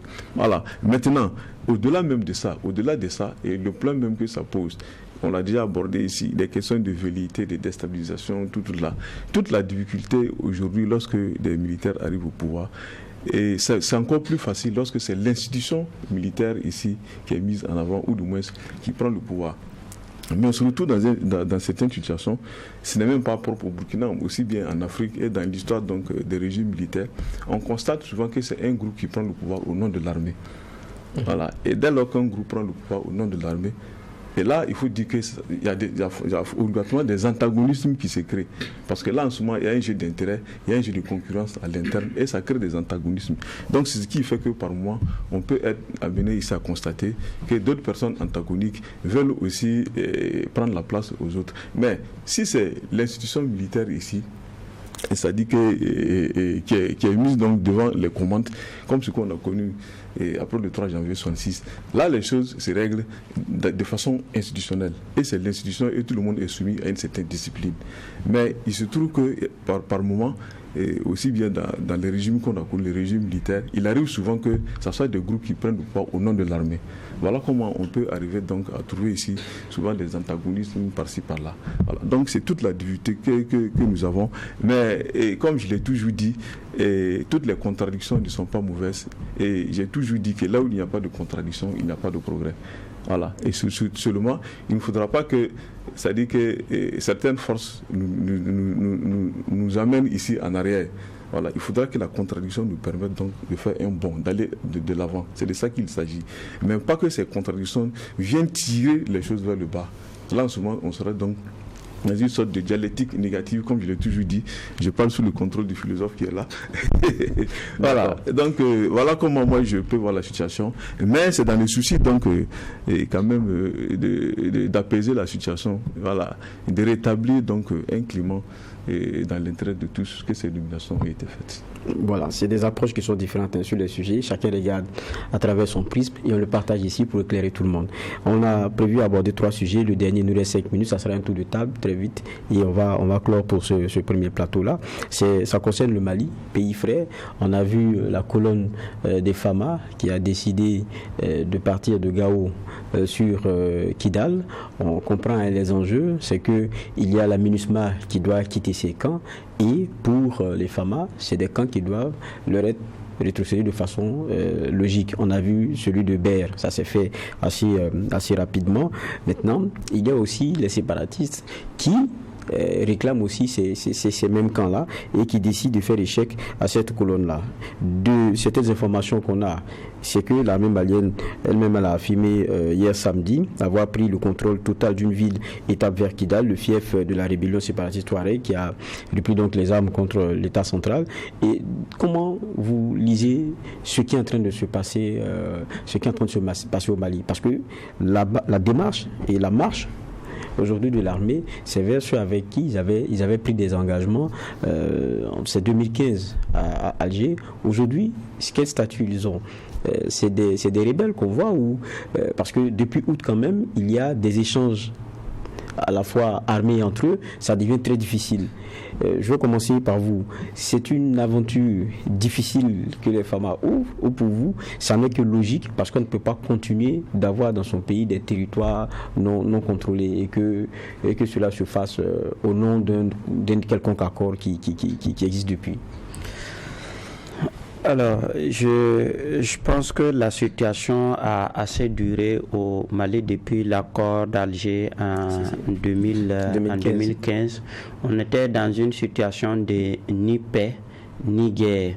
Et quand c'est comme ça, on a du mal à avancer. Vous savez que quand une guerre prend assez de temps, elle épuise tout le monde, tant sur le plan économique que sur le plan même du progrès socio-économique. Et je pense que l'armée malienne, ou pour ne pas dire le gouvernement malien, semble avoir pris une décision, à savoir marcher sur Kidal, qui est le fief des mouvements indépendantistes. Vous voyez, aujourd'hui, la MINUSMA, qui était comme l'organe chargé d'être comme une force tampon entre les deux, est en train de plier progressivement bagage. Donc du coup, Bamako veut occuper ces espaces-là. Alors il est temps pour les Maliens, de mon point de vue, que ce soit les groupes indépendantistes, que ce soit le gouvernement de Mali, de parler entre frères maliens. Parce que ce qui est en train de se passer, ce sont les populations maliennes qui sont en train de mourir. C'est vrai que nous qui sommes autour du Mali, nous sommes des victimes, mais des victimes parfois indirectes. Même si ça aussi c'est à discuter. Donc peut-être que la solution est en train d'être trouvée par le Mali, parce que quand on bande également les muscles, on a la chance aussi de pouvoir négocier pour ramener un peu ces groupes-là aussi dans la République. Parce qu'aujourd'hui, quand vous regardez, le Burkina est devenu un pays très fragile, le Niger et les autres, et on s'est dit que peut-être que les groupes armés terroristes ont un espace, une zone où peut-être ils s'entraînent et viennent attaquer les autres pays. On ne peut pas écarter cette possibilité-là. Mais toute guerre finit autour d'une table et qu'il serait temps pour les Maliens, que ce soit ceux de Kidal ou encore ceux de Bamako, de s'asseoir autour de la même table entre frères maliens pour pouvoir régler définitivement cette question-là. D'autant plus que l'accord d'Alger avait totalement mis de côté deux États, la solution à deux États. Le Mali est un et indivisible. Donc restons dans ce cadre-là et puis parlons entre frères maliens pour pouvoir trouver une solution à la malienne pour peut-être sauver toute la sous-région ouest africaine. Madame Sigiré.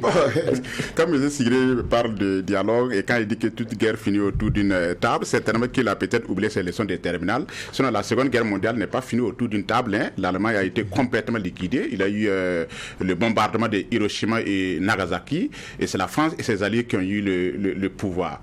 Donc, pour revenir à cette hésitation que toute guerre finit autour d'une table, là, ce n'est pas évident. Il y a des guerres qui ne doivent pas se finir autour d'une table. Il faut qu'il y ait un vainqueur.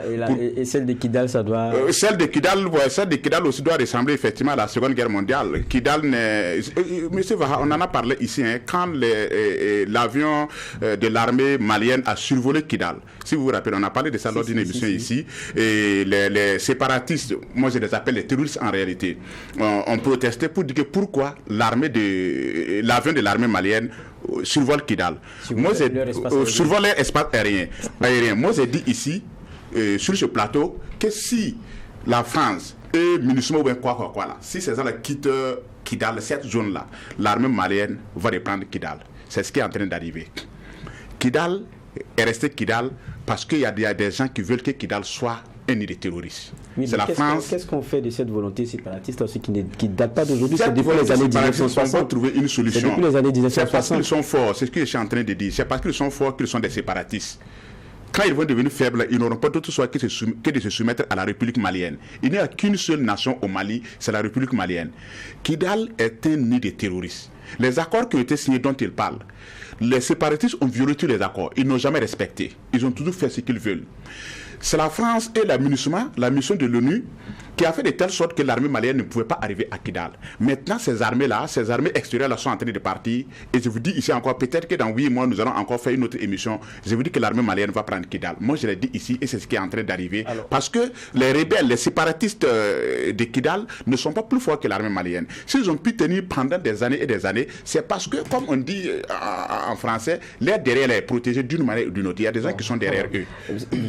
Je reste convaincu qu'une guerre finit toujours autour d'une table. Après la Deuxième Guerre mondiale, il y a eu la création de l'ONU pour ne pas qu'il y ait encore une Troisième Guerre mondiale. Ça aussi, c'est une réalité. Bon, ok. Allez-y, docteur, pour terminer. Oui, mais on ne doit pas ignorer ici qu'il y a eu les accords d'Alger qui ont été signés en mai 2015.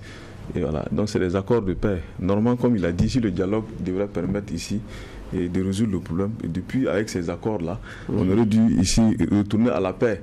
Voilà. Mais il se trouve que les mouvements signataires de ces accords n'ont pas été de bonne foi. Enfin, c'est des gens qui ne sont pas de bonne foi. Voilà toute la difficulté.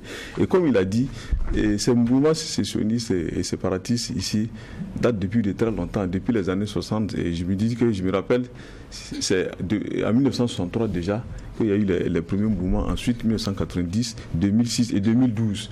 Voilà, donc c'est ici un problème qui est posé depuis donc le début des indépendances au niveau donc du Mali. Voilà. Et maintenant, le problème qui se pose ici, bon, on peut ici indexer un modèle de gouvernance qui n'arrive pas à s'arrimer avec le système local d'organisation sociale et de gestion communautaire dans cette zone. On ne va pas rentrer sur ces débats. Il y a donc à l'insuffisance même de la présence de l'État. Voilà, l'État qui n'arrive pas à avoir une emprise sur tout le territoire. Bon, ça, c'est des détails sur lesquels on ne va pas. Ce qui est important de savoir, c'est que si aujourd'hui l'armée malienne organise une offensive d'envergure, c'est dire que les accords d'Alger ici, déjà, ont connu un échec. Voilà, ont connu un échec. Voilà. Et on peut ici noter quelque part une erreur diplomatique et stratégique au niveau donc de la communauté internationale, d'avoir été quelque part naïf en pensant que les groupes séparatistes, et en considérant ici les groupes séparatistes là comme des partenaires politiques, c'est-à-dire qui privilégiés de bonne foi, qui pourraient ici accepter que les accords soient appliqués comme ces groupes se sont engagés dans le souci de préserver la forme républicaine, le caractère républicain unitaire et laïque de l'État malien, puisque c'est ça l'objectif. Voilà. Mais aujourd'hui, on se retrouve dans une zone où Kidal, qui fait 260 km², parce que le Burkina Faso, avec 4 cercles et 11 communes, donc c'est comme un État dans un État. Et ça pose aujourd'hui un problème de la souveraineté au niveau du Mali. Et ce qu'il faut dire, c'est que Kidal est aujourd'hui l'épicentre même du terrorisme, de l'insécurité au niveau du Sahel. Et donc c'est une zone stratégique. Et si l'armée malienne arrive à reconquérir Kidal, vous allez voir que la question de l'insécurité va reculer beaucoup dans la zone sahélienne. Parce que à ce niveau-là, il y a, c'est un nid, comment on appelle là, un repère ici de tous les groupes terroristes, des groupes armés. Et aussi, c'est aussi le lieu de la présence des forces étrangères. Ça, il ne faut pas ignorer cela. Il y a eu des milliers ici de soldats qui se sont retrouvés là-bas et sous la coupe de l'ONU, voilà, pour préserver la paix. Donc, ils sont en train de plier bagages pour les derniers. Ils sont en train de plier bagages. Et ce qu'il faut remarquer, c'est que depuis fin août, il y a ici une sorte, comment on appelle, d'intensité au niveau même de l'attaque terroriste contre l'armée malienne depuis fin août. Voilà. Et il y a aussi ici un regain donc d'activité, donc des hostilités au niveau des groupes séparatistes et des groupes terroristes qui se trouvent dès lors qu'on a demandé le départ de la MINUSMA. Donc c'est pour dire aujourd'hui, je trouve que l'État malien ici est dans tous ses droits régaliens de reconquérir Kidal et de faire donc de Kidal ici le bastion de l'armée malienne, au lieu que Kidal soit aujourd'hui le bastion, c'est-à-dire des groupes armés combien de fois des groupes armés qui sont à Kidal ont revendiqué des attaques qui ont été perpétrées dans la zone sahélienne.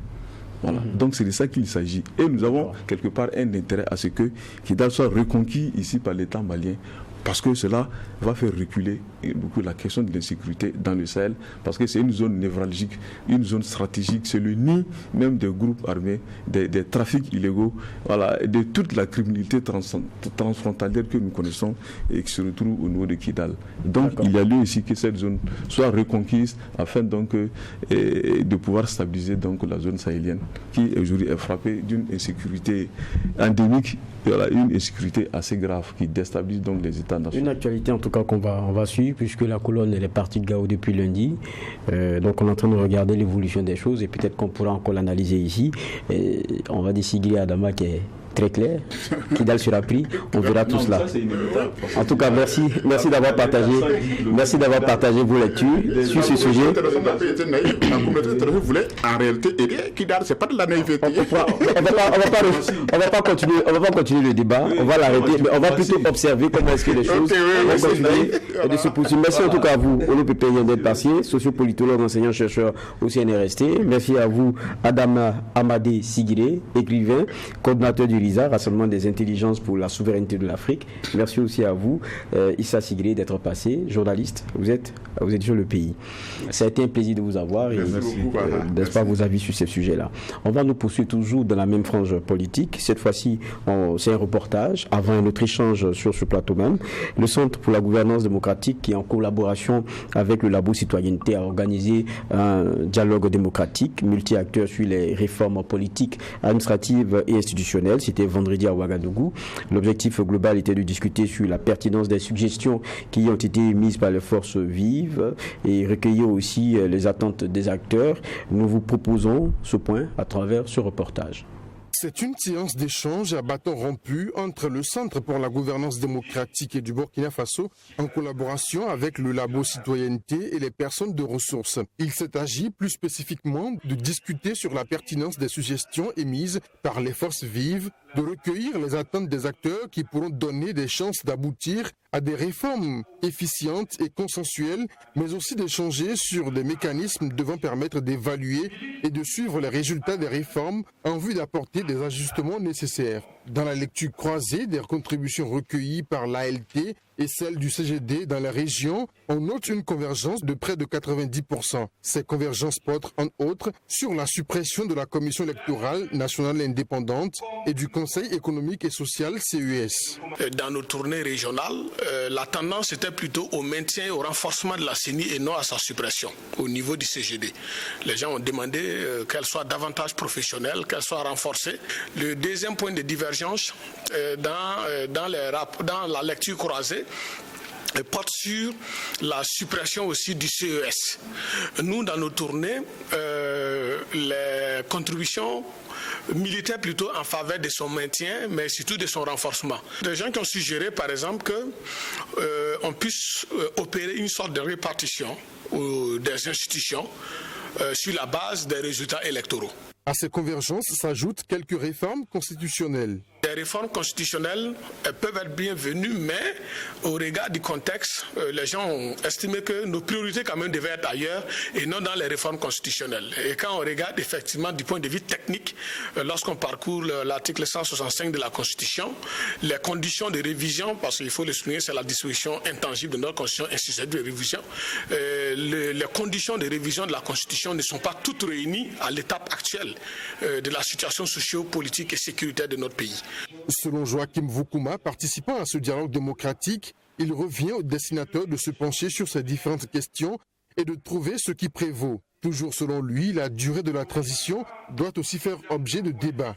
C'est à l'exécutif, en tout cas aux dessinateurs, d'en faire une synthèse plus scientifique, plus élaborée, pour en tirer la substance savoir ce qui est nécessaire, ce qui est intéressant pour nous. Et puis aussi la question de la fin de la transition, c'est pas un sujet qui doit être tabou. Il faut en parler, parce qu'il y a la charte de la transition qui a défini clairement ça, à partir du 2 octobre jusqu'en juillet 2024. Et ce que je note aussi, c'est la volonté de voir disparaître le débat manichéen qui oppose de façon fictive les patriotes et les apatrides. Il n'y a pas d'apatrides dans ce pays, tout le monde aime ce pays. Chacun a une appréciation différente de la situation et a une solution qui est différente de l'autre. Les conclusions issues de ce dialogue et recommandations seront capitalisées pour conduire à un plaidoyer auprès des autorités compétentes. Retour sur ce plateau, je vous promettais tout à l'heure, donc un autre échange, et nous restons toujours sur les questions sécuritaires que nous abordions un peu en première partie, mais cette fois sous un autre angle, que nous abordions cette fois la semaine passée, parce qu'on révisitait aussi toute cette année d'offres sur le plan sécuritaire par le MPSR2 et qui a donc calibré son offre en matière de sécurité. Nous sommes rejoints par Almissi Ouedraogo, il est capitaine de police à la retraite. Bonsoir. Bonsoir, monsieur Barr. Vous avez un peu perdu depuis un certain temps, mais on est heureux de vous revoir ici. Et moi aussi, plaisir partagé. Voilà. Donc, tous burkinabés, on regarde l'offre sur le pan qui est le plus important ici, prioritaire, celui de la sécurité. Le président en avait fait le point. Il y avait en gros une semaine. Il n'a pas donné des chiffres. On a vu sur la question de la partie du territoire qui est maîtrisée, mais de ce qu'on sait au moins, c'est qu'on est encore à l'introduction de la guerre. Vous connaissez un peu ces éléments-là. Est-ce que de façon globale, on peut se dire que quand même il y a de façon appréciable des éléments de réponse et qui peuvent être retenus? Oui, merci et bonsoir à vos téléspectateurs et téléspectatrices. C'est avec plaisir que je me retrouve sur votre plateau pour en parler. Par rapport à la question que vous venez de poser, je suis partagé entre... Parce que je vais aborder la question en deux volets. Okay. Voilà, en deux volets. D'abord, satisfaction par rapport au signal donné dès l'avènement du MPSR2. À la tête, Ibrahim Traoré et son équipe, dès le départ, ils ont annoncé les couleurs, ils sont allés au charbon, comme on le dit. Et effectivement, il y a eu des résultats engrangés, même si ce n'est pas quantifiable, des résultats sont là et qui parlent d'eux-mêmes. Bon, mais effectivement, à côté, la persistance des attaques terroristes, ça aussi, ça faisait partie du lot quotidien de certains villages. Personnellement, mon village, je suis originaire du département de Tikaré, et Tikaré est entré en plein pied dans les attaques terroristes courant janvier 2003. Et de nos jours, il y a une zone dans le département qu'on appelle zone de Tentaoré avec Manaktaba comme centre, qui compte au bas mot 18 villages. Et bien, tous ces 18 villages ont été déguerpis avec à la clé plus de 10 000 personnes devenues PDI. Ouais. Alors donc, de ce point de vue, en tant qu'observateur, je sais que beaucoup de choses ont été faites sur le terrain dans le sens d'améliorer la sécurité au niveau des localités. Mais, il faut le dire, nous avons laissé aussi gangréner la chose dès le départ. Ça, c'est à la décharge du MPSR2. Parce que depuis les années 2017-2018, il y a des efforts qui devaient être faits et ces efforts-là n'ont pas été faits. Et hélas, c'est cette situation qui a entraîné pratiquement l'aggravement de la crise sécuritaire à travers tout le pays, où on ne peut plus trouver une localité à l'intérieur du Burkina Faso sans la menace terroriste. Voilà. C'est pratiquement comme si tout le territoire était pratiquement englouti par ces bandes armées. Voilà. Donc, en termes de bilan, l'évolution par rapport à l'amorce du MPSR2, c'est vraiment fort satisfaisant parce que on a des gens qui ont à cœur de faire bouger les lignes. Et ils y travaillent. L'exemple, vous avez vu que récemment, il y a eu la création de Goumi au sein de la police nationale. Chose qui n'existait pas au départ. on aurait gagné si, très tôt, depuis les années 2016-2017, on avait mis en place de telles unités au sein de la police nationale, avec les autres FDS. C'est sûr qu'on n'allait pas assister à l'aggravement de la situation sécuritaire, contrairement à ce qu'on constate de nos jours. Voilà. Donc, parce que beaucoup parlent aujourd'hui aussi d'une révision du modèle d'utilisation même de notre police. C'est de ça que vous faites, c'est à ça que vous faites allusion?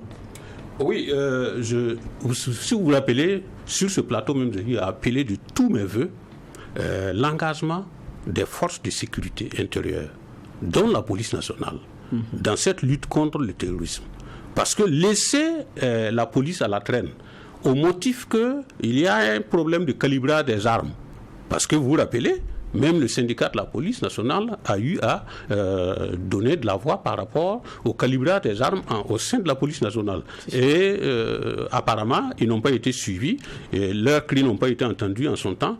Et on a assisté donc à l'aggravement de la situation au niveau du front. Les villages tombaient les uns après les autres. Donc l'engagement de la police nationale dans cette lutte-là est vraiment salutaire. Et vous n'êtes pas sans savoir que ça et là, nous avons des résultats. Nous avons des résultats qui nous parviennent des provinces, des régions où ces goumis ont été déployés. Alors, c'est maintenant... En fait, pour moi, c'est pas tard, mais il aurait fallu le faire depuis longtemps. Ça aurait évité que l'on ait à batailler pour reconquérir certains espaces engerbés par l'île terroriste. C'est vrai qu'on a entendu parler pas entendu, il y a la décision des nouvelles régions militaires qui est tombée, il y a les nouvelles régions aériennes, il y a eu la création de bataillons d'intervention rapide au sein de l'armée, mais concrètement sur le terrain, parce que tout à l'heure vous prenez le cas de Tikaré, votre zone, et de Tintaoré, est-ce que ça impacte jusque dans ces hameaux-là? Est-ce que c'est des éléments perceptibles? Bon, malheureusement, pour ce qui est du maillage du territoire, et singulièrement par rapport à la zone de Tikaré, et je vais parler singulièrement à la zone dite de Tintaoré, le maillage est faible ou bien quasi inexistant. Même à l'échelon de VDP, de nos jours, il n'y a pas de VDP dans la zone de Tintaoré. Okay. Il y en a eu qui ont tenu peut-être 2 mois ou peut-être plus, mais après une attaque qui a eu raison des VDP parce que en termes de puissance de feu, ils ne faisaient pas le poids et donc ils ont opéré un repli tactique, comme on le dit dans notre jargon. Eh bien, il n'y a plus personne au niveau de cette zone. Alors que cette zone est un corridor ouvert jusqu'à Guibo. Et je m'explique. À partir de Guibo, vous prenez la route Guibo-Wayuguya, vous arrivez à Pobé-Mengao, 25 km de zone de Guibo, et à partir de Pobé-Mengao, vous tracez pour descendre vers la zone de Tikaré. Vous avez d'abord Pobé-Mengao, vous avez Garagabouli, vous avez Pogoro, le village de Pogoro, qui relève du département de Rolo, toujours dans le BAM. Mais après le village de Pogoro, vous traversez une brousse d'environ 20 ou 25 km de large. Hein, et le premier village que vous allez atteindre, c'est Sunkundugu. C'est le dernier village de Tikaré. Voilà, premier et dernier village du département de Tikaré. Et à partir de ce village, vous avez 15-16 km pour arriver à Manataba Centre. Alors, toute cette zone-là, il n'y a même pas un dispositif sécuritaire à l'échelon VDP, depuis Guibo.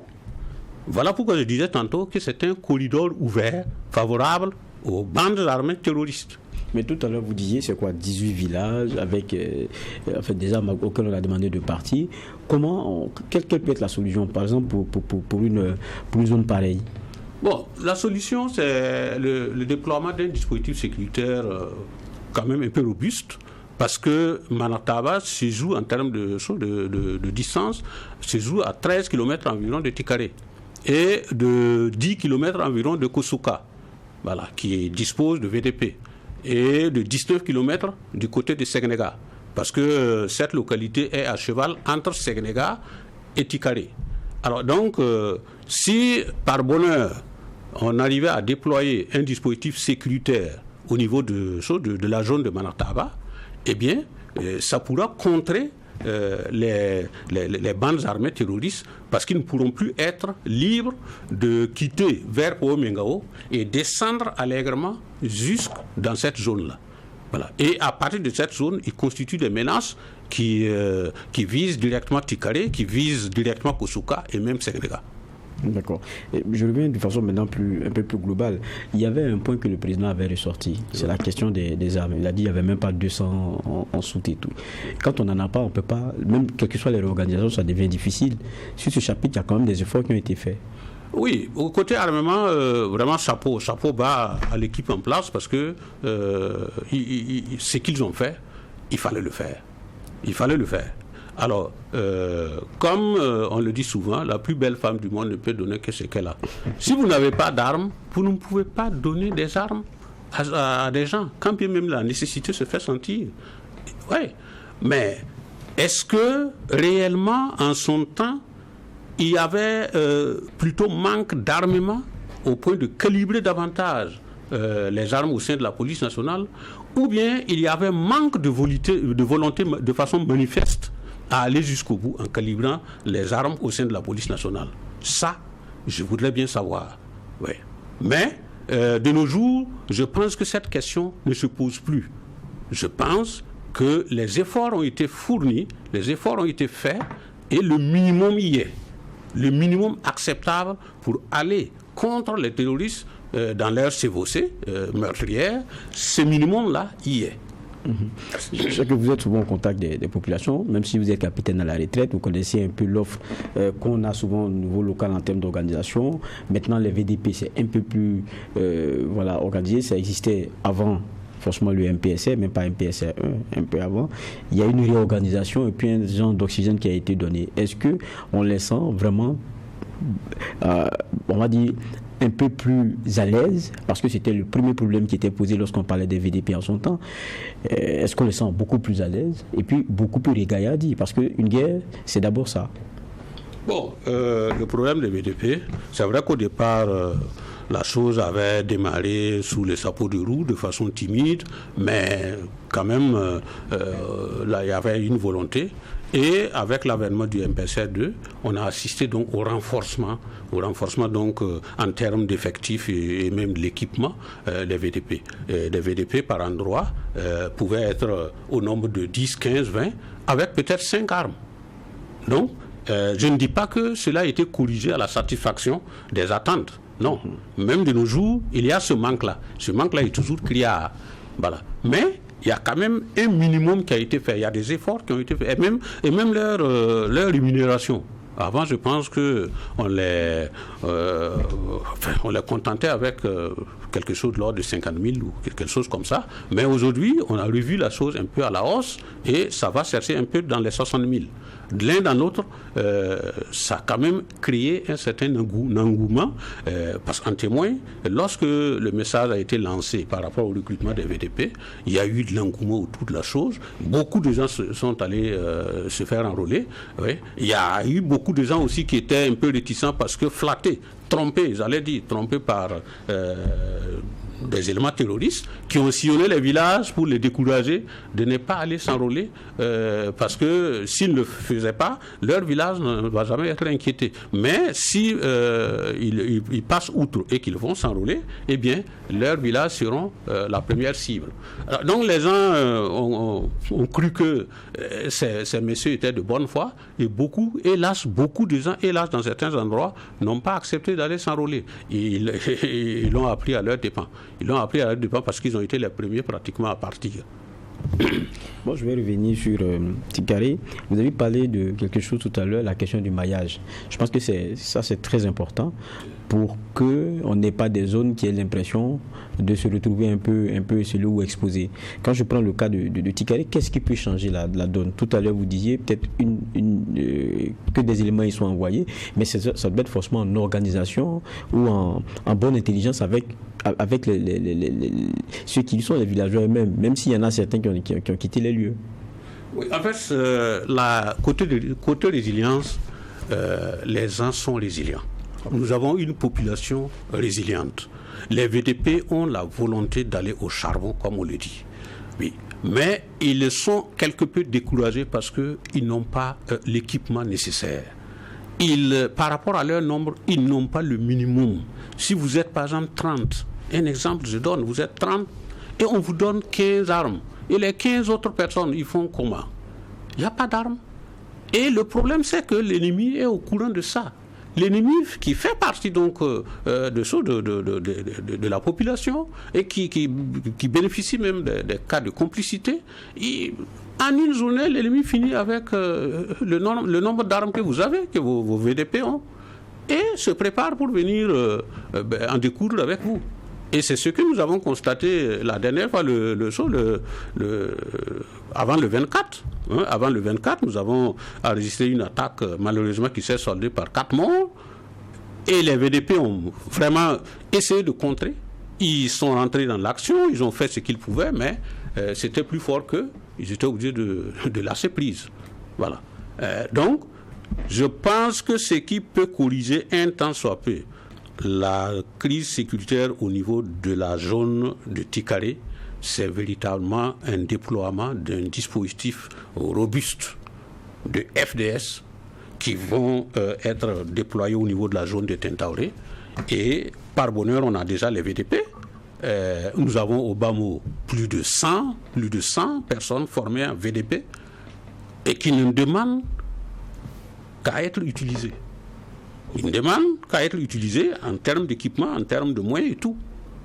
Donc, si on a un déploiement d'FDS au niveau de cette zone, Tikaré constituera un rideau défensif imprenable. Kosuka également. Et plus loin, le département de Rambo, de Tins-Rambo, sera également un rideau défensif, aura un rideau défensif imprenable. Parce qu'il y aura une zone tampon où quand les terroristes vont quitter depuis le Sahel, depuis Guibo, depuis la province du Soum, par Pové-Mengao, ils ne pourront plus atteindre la zone de Tentaoré. Et s'ils n'arrivent pas à atteindre la zone de Tentaoré, c'est tant mieux pour la sécurité de nos paisibles populations qui y vivent. Dernière question. C'est vrai que nous ne sommes pas comment on dit ça, nous ne maîtrisons pas tout, parce que le domaine, quand on parle de la guerre, c'est autre chose. Il est des réalités. Et quand beaucoup de Burkinabés ont entendu le président dire un an après qu'on est encore à l'introduction, quand on vous écoute, ça veut dire qu'on est vraiment à l'introduction. Je suis d'accord avec lui, puisque c'est vrai, on est en introduction. On est en introduction, mais pour un bon développement, quand quelqu'un va coucher une bonne littérature, il faut regarder d'abord de la façon dont il a introduit le sujet. Voilà, à partir de l'introduction, même si vous pouvez même occulter le développement et aller directement à la conclusion. Parce qu'il va baliser le terrain. Et donc, je suis d'accord avec lui que nous sommes au stade de l'introduction et j'espère qu'on va bien introduire. En tout cas, le début qu'on a observé avec le lancement donc, des opérations au Tankwanou, ci et ça, quand on a absorbé cela, on a constaté que l'équipe en place transe avec l'équipe de Damiba. Le navire de Damiba battait pavillon burkinabé, mais était perdu dans les eaux troubles et profondes. Et la conséquence aussi, nous tous nous avons été témoins. Mais IB est venu avec des idées qui transent et la volonté ferme de faire reculer la menace terroriste. Et ils y travaillent. Il ne peut pas satisfaire la chose. Ce n'est pas en un bâton magique qu'on peut tirer un trait sur l'évolution de cette crise sécuritaire. Les combattants terroristes ont eu le terrain. Ils ont occupé le terrain. Tout ça parce qu'au début, nous avons beaucoup tergiversé. Et cette tergiversation a favorisé l'idée terroriste qui a pratiquement réussi à tendre ses tentacules un peu partout. Mais avec cette volonté ferme de l'équipe en place, moi j'ai foi que nous allons réussir à vaincre le terrorisme. On va conjuguer le terrorisme au passé. Inch'Allah. En tout cas, c'est notre souhait à tous. En tout cas, merci à M. Ouedraogo d'être passé sur ce plateau pour nous apporter aussi ses éclairages sur les questions sécuritaires. Vous êtes capitaine de police à la retraite. Ça a été un plaisir de vous recevoir. On va fermer aussi la première frange de ce JDS. On va en ouvrir une deuxième, c'est celle économie.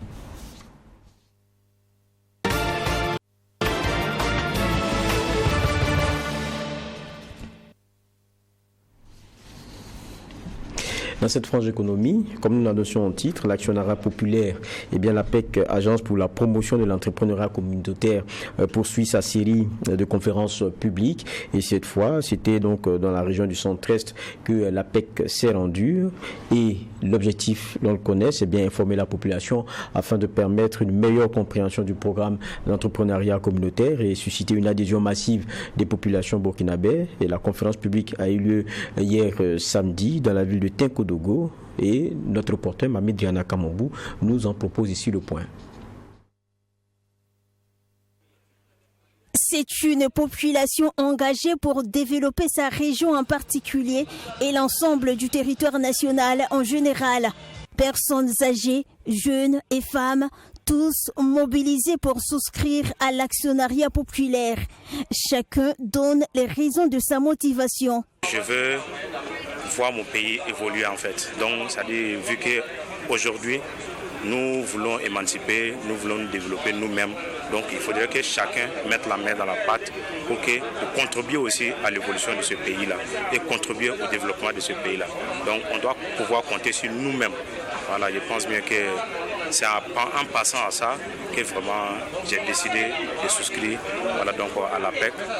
Moi-même, je dois souscrire, dire aux femmes, toutes les femmes de la commune, des associations et groupements de la commune de Tinkodogo et aux alentours de souscrire massivement, de souscrire, faire souscrire leurs maris et leurs enfants.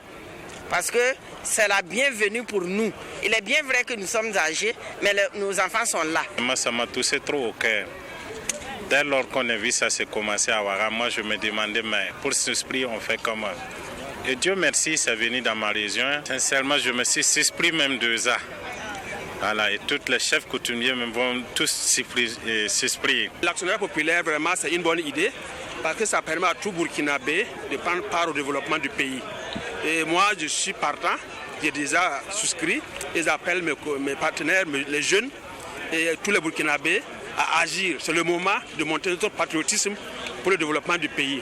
Avec une population d'environ 2 millions d'habitants, la région du centre-est occupe la 7e place de répartition de la population par région. Occasion pour le premier responsable de cette région d'inviter sa population à souscrire massivement à cette initiative présidentielle. Il a lui-même montré l'exemple. Moi-même, j'ai déjà souscrit et je crois que j'ai déjà donné le temps. Et je suis très satisfait parce que l'usine quand même de la transformation de la tomate sera construite à Tinkodogo. Et je crois que tout dépendra de la souscription de la population de Tinkodogo. Si on sait que la culture de la tomate ici, quand même, beaucoup la font. Et la transformer, ça sera une aubaine pour les populations. Ça va d'abord engager de l'emploi. Et je crois que cette transformation de la tomate-là, ça va vraiment faire développer quand même la région du centre-est. Présentation du programme de l'entrepreneuriat communautaire pour un développement endogène et inclusif. C'était le thème de cette conférence. Un thème qui a été développé par le directeur général de l'APEC, Karim Traoré. C'est tout simplement appeler les Burkinabés à massivement s'inscrire sur le registre de l'actionnariat populaire afin de transformer chaque Burkinabé en bailleur de fonds et en partenaire technique et financier. C'est ça le message principal de ce soir. Le directeur général de l'Agence pour la promotion de l'entrepreneuriat communautaire a laissé entendre que les souscriptions se poursuivent jusqu'au 31 décembre prochain afin de permettre à tous les Burkinabés et ceux de la diaspora de souscrire. Autre élément, toujours en économie, ce sont bien les 33e journées nationales de la qualité et la 12e édition du prix burkinabé de la qualité. Et cela a été lancé par le ministre du Développement industriel, du Commerce, de l'Artisanat et des petites et moyennes entreprises. Le thème pour cette année était axé sur le management des risques et de la continuité d'activité pour une résilience de l'économie nationale. Et la conférence inaugurale, il faut le préciser, a été assurée par Dr Albert Ouedraogo, ancien Premier ministre et fondateur aussi des think tanks Prospective et Renaissance. Le point nous est fait par Serge Bado et Michael Tougri. Devant un public composé de chefs d'entreprise, de managers de qualité et d'étudiants, l'ancien Premier ministre du Burkina Faso et fondateur du think tank Prospective et Renaissance, Dr Albert Ouedraogo, plante le décor avec la problématique du management des risques pour les entreprises et les organisations publiques et privées. Les risques peuvent être divers. Voilà, vous avez une entreprise peut faire l'objet d'attaques terroristes. Une entreprise aussi peut être victime d'inondations, de cyberattaques, d'incendies, voilà, et toutes sortes donc de risques donc qui peuvent justement donc compromettre leur performance et leur fonctionnement. Selon l'ancien chef du gouvernement burkinabé, face à un environnement de moins en moins prévisible et de plus en plus agressif et susceptible de compromettre l'atteinte des objectifs des entreprises et des organisations, il devient urgent de mettre en place un dispositif de management des risques. Dr Albert Ouedraogo de préciser que la gestion des risques ne consiste pas à éliminer les risques, mais à prendre des dispositions éclairées sur la manière de les anticiper. Nos entreprises sont très importantes. Sont un pilier important de notre économie nationale. Et donc c'est pour cela donc elles sont interpellées donc quant à la mise en œuvre de ces outils-là pour permettre donc de renforcer cette résilience-là. Et bien sûr, la résilience de l'économie nationale, elle doit être collective. Chacun doit avoir sa part de responsabilité. Les entreprises, bien entendu, compte tenu de leur importance pour donc l'économie nationale, mais également l'État qui, en tout cas, devrait créer un climat favorable donc aux affaires, même si le contexte est difficile. Dans sa communication, le fondateur du think tank Prospective et Renaissance va aussi aborder la question du management des risques qui, selon lui, permet de codifier et de décrire les modalités de gestion des risques d'une organisation. Et dans ce contexte du Burkina Faso marqué par le défi sécuritaire, la continuité d'activité sur certaines parties du territoire est aussi un défi à relever. Le plan de continuité d'activité, donc ça va être un ensemble de mesures, c'est un ensemble de mesures justement permettant à l'entreprise en cas de crise majeure, en cas de crise grave, de faire face à la situation, d'assurer un minimum de fonctionnement, donc en attendant bien entendu de revenir donc, à la normale. Donc c'est en cela que les plans de continuité donc, sont nécessaires. Alors un plan de continuité, bien sûr, est composé de plusieurs éléments, notamment donc, bien sûr les risques graves auxquels l'entreprise peut être confrontée, la stratégie de continuité d'activité, le dispositif de gestion de crise et également donc, les responsables donc, de la gestion en cas de crise.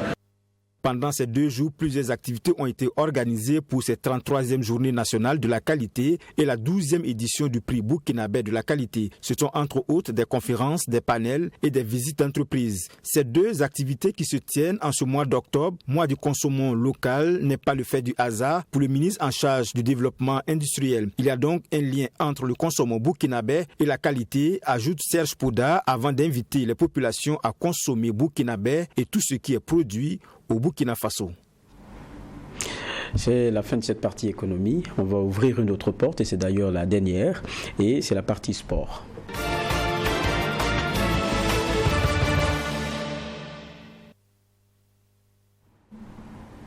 Une rencontre annoncée en titre et on parle donc championnat national de Ligue 1 et on est dans la 6e journée, une confrontation AS Onabel COSAF et cela s'est achevé sur la victoire de COSAF, 1-0. COSAF qui fait donc l'essentiel dans ce match qui nous est résumé ici par Hyacinthe Savadogo. L'AS Onabel se fait dompter par le COSAF. Ce samedi, Le club de Kassoum Ouedraogo d'Iziko a fait l'essentiel. Pourtant, le tout début présageait autre chose. À force de rester concentrés, les rouges et jaunes prennent à contre-pied les électriciens. Sur ce coup de pied arrêté, le ballon tombe sur la tête d'Achille Yabougo qui envoie ça au fond des filets malgré l'intervention du gardien.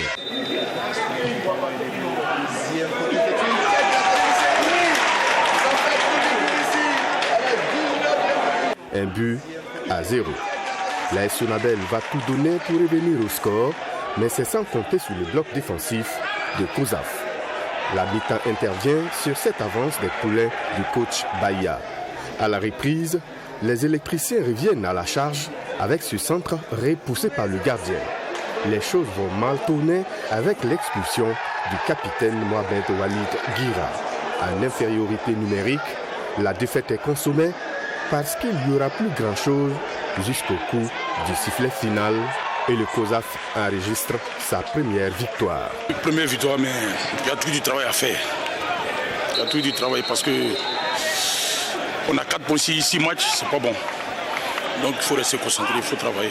C'est la volonté, c'est la concentration. 0 but aujourd'hui, c'était l'objectif. 0 but encaissé, on a réussi. Puisqu'on marque chaque match, mais après on encaisse trop. Aujourd'hui, l'objectif c'était 0 but encaissé. Les enfants ont reçu, il rend grâce à Dieu. Voilà, aujourd'hui au moins il y a eu plus de concentration et du bravo aux joueurs. Ils ont promis, ils l'ont fait. Ils pensent qu'il faut rester dans cette logique. Mais rien n'est joué encore parce que si 6 matchs prennent 4 points, c'est pas fameux. Il y a certainement des jours sans le disons. En tout cas, les Sonabel perd pour la première fois depuis le début du championnat. Et selon le coach Brema Kabouri, il y a eu négligence quelque part. On a peut-être négligé l'adversaire en face. Et comme je l'ai dit, depuis le début de la semaine, là, on a travaillé sur le mental des joueurs parce que c'est une équipe qu'on croise, une équipe en difficulté, une équipe qui a 1 point. Voilà, ils vont s'accrocher sur tout ce qu'ils vont avoir. Donc nous, on est venus un peu timidement dans le match et ils se sont engagés, ils ont eu le but qu'il fallait au bon moment et ça nous a coupé l'herbe sur le pied. Mais je pense quand même qu'on s'est battu, on a des occasions, mais c'est aussi le football, hein. Il y a des jours sans comme ça. Et je pense qu'on ne doit pas trop rougir parce que c'est un championnat. Voilà. Cette fois-ci, nous sommes tombés et je pense qu'on doit tirer les leçons pour bien se relever la prochaine fois. Après cette première victoire, COSAF pourrait enfin pousser un ouf de soulagement et aussi quitter la dernière place. La Sonabel, 2e, garde sa place, mais n'aura pas droit à une autre erreur. Je rejoins sur ce plateau par Adama Salambéré, journaliste sportif, donc analyste sportif. Bonsoir. Bonsoir. Merci d'être avec nous. On a vu, ça c'est la rencontre d'hier, AS Sonabel et COSAF. Apparemment, la Sonabel n'a pas fait ses bons branchements parce qu'ils sont quand même en forme. Et ils se retrouvent face à COSAF qui a seulement 1 point, donc qui fait là sa première victoire. On se dit quoi? C'est là Sonabel qui n'était pas en forme, c'est COSAF qui a vraiment surpris par son jeu. Bon, on va peut-être dire les deux, hein, parce que là, comme vous le savez, la saison dernière, l'AS Sonabel a presque frôlé la descente. Une équipe qui a remporté le championnat il y a 2 saisons et qui a grouillé s'accrocher à la saison suivante et aujourd'hui qui fait ses armes pour vraiment rester au haut du tableau. C'est une équipe qui a pris les taureaux par les cornes dès ce début de championnat et qui avait vraiment une bonne courbe ascendante par rapport à ce championnat. Malheureusement, je me dis, c'est peut-être une petite négligence de la part de cette équipe des électriciens qui se voyait déjà victorieux face à ce petit poussé qui est monté cette année, le COSAF, et qui est en train de faire ses armes. Le problème est que le COSAF est victime véritablement de son effectif et véritablement de l'inexpérience de ses joueurs. Parce que nous avons reçu le coach en conférence de presse où il disait que son effectif cette année est très jeune, pas beaucoup d'expérience. Nous les avons vus lors de la première journée face à l'équipe championne en titre. 5-1 battus, alors que c'est elle qui avait ouvert le score à la première période pour revenir à la seconde, prendre 5-0. Donc aujourd'hui, c'est une équipe de COSAF qui est repartie au laboratoire et qui s'est dit voilà, il faut qu'on remonte véritablement la pente parce que là c'est trop. en 6 journées, en 5 journées, si vous avez qu'un seul point, un match nul, c'est assez critique. Et il fallait que le COSAF réagisse pour vraiment recoller au wagon. COSAF qui a réagi en tout cas de la bonne des façons. On va partager une autre rencontre, c'est toujours dans la journée d'hier. C'était Asfa Yenega USFA. Bon, les deux ont décidé de couper la poire en deux et le point nous est fait par Assami Tiemtore. La vieille dame et l'US Forces Armées partagent la poire en deux lors de cette 6e journée. En première période, c'est l'USFA qui s'offre la toute première situation de but en faisant incursion dans le camp de l'ASFA. Tout seul, Souleymane Compaoré fait tout sauf l'essentiel. Il enroule mal son ballon et rate le cadre. Après cette occasion de la 22e minute, les deux équipes font circuler le ballon sans créer de danger jusqu'à la pause. En seconde période, Taoufik Ouattara de l'ASFA Yenega, également seul, écrase sa frappe et manque l'ouverture du score. Il faut attendre jusqu'à la 62e minute pour voir le magnifique travail de James Bright de l'ASFA Yenega, suivi de l'ouverture du score. L'ASFA Yenega mène 1-0 et l'USFA court derrière l'égalisation à présent. Les Verts et Or mettent le pied sur le ballon et passent même à côté du deuxième but, et n'eût été la maladresse de Ousmane Traoré. L'USFA n'abdique pas et pousse de son côté. À la 84e minute, Ismaël Nabal Deda, entré en cours de jeu, permet à son équipe de revenir à la marque. Pris de confiance, les militaires vont avoir la balle du match dans le temps additionnel, mais Yves Koutiama manque de dresse pour sacrifier l'ASFA Yenega. Score final, 1 but partout. Bon à prendre pour Mahamadi Bagué, l'entraîneur de l'USFA, mais avec beaucoup de regrets. Puisque après le retour au score, on a eu des occasions nettes qu'on devait marquer. Même avant l'ouverture du score de l'adversaire, on a eu la première temps une situation nette de but. Parce que face à face, quand tu es en duel direct avec le gardien, on joue au football pour créer ces genres d'occasions et ça ne vient pas 100 fois dans un match. Et nous avons eu au moins 2 très nets où ça devait marquer et on n'a pas marqué. Bon, c'est un match équilibré. Il faut dire que l'ASFA a très bien joué. Au milieu de terrain, ça jouait. Voilà. Mais on a eu plus de débouchés qu'eux, parce qu'on joue pour avoir des débouchés. La première débouchée qu'ils ont eu, ils ont marqué. Donc c'était à nous de chercher. Heureusement, on a su marquer. Mais après, on regrette de n'avoir pas marqué plus parce que les occasions n'ont pas manqué. C'est vraiment dommage parce que toute la semaine, franchement, on a insisté sur ça.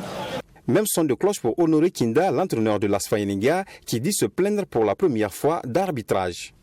Bon, c'est pas logique, au fait. Alors, j'aime pas me plaindre de l'arbitrage, mais l'action de but là, c'est une faute sur mon joueur. Alors, donc, je suis pas content pour ça.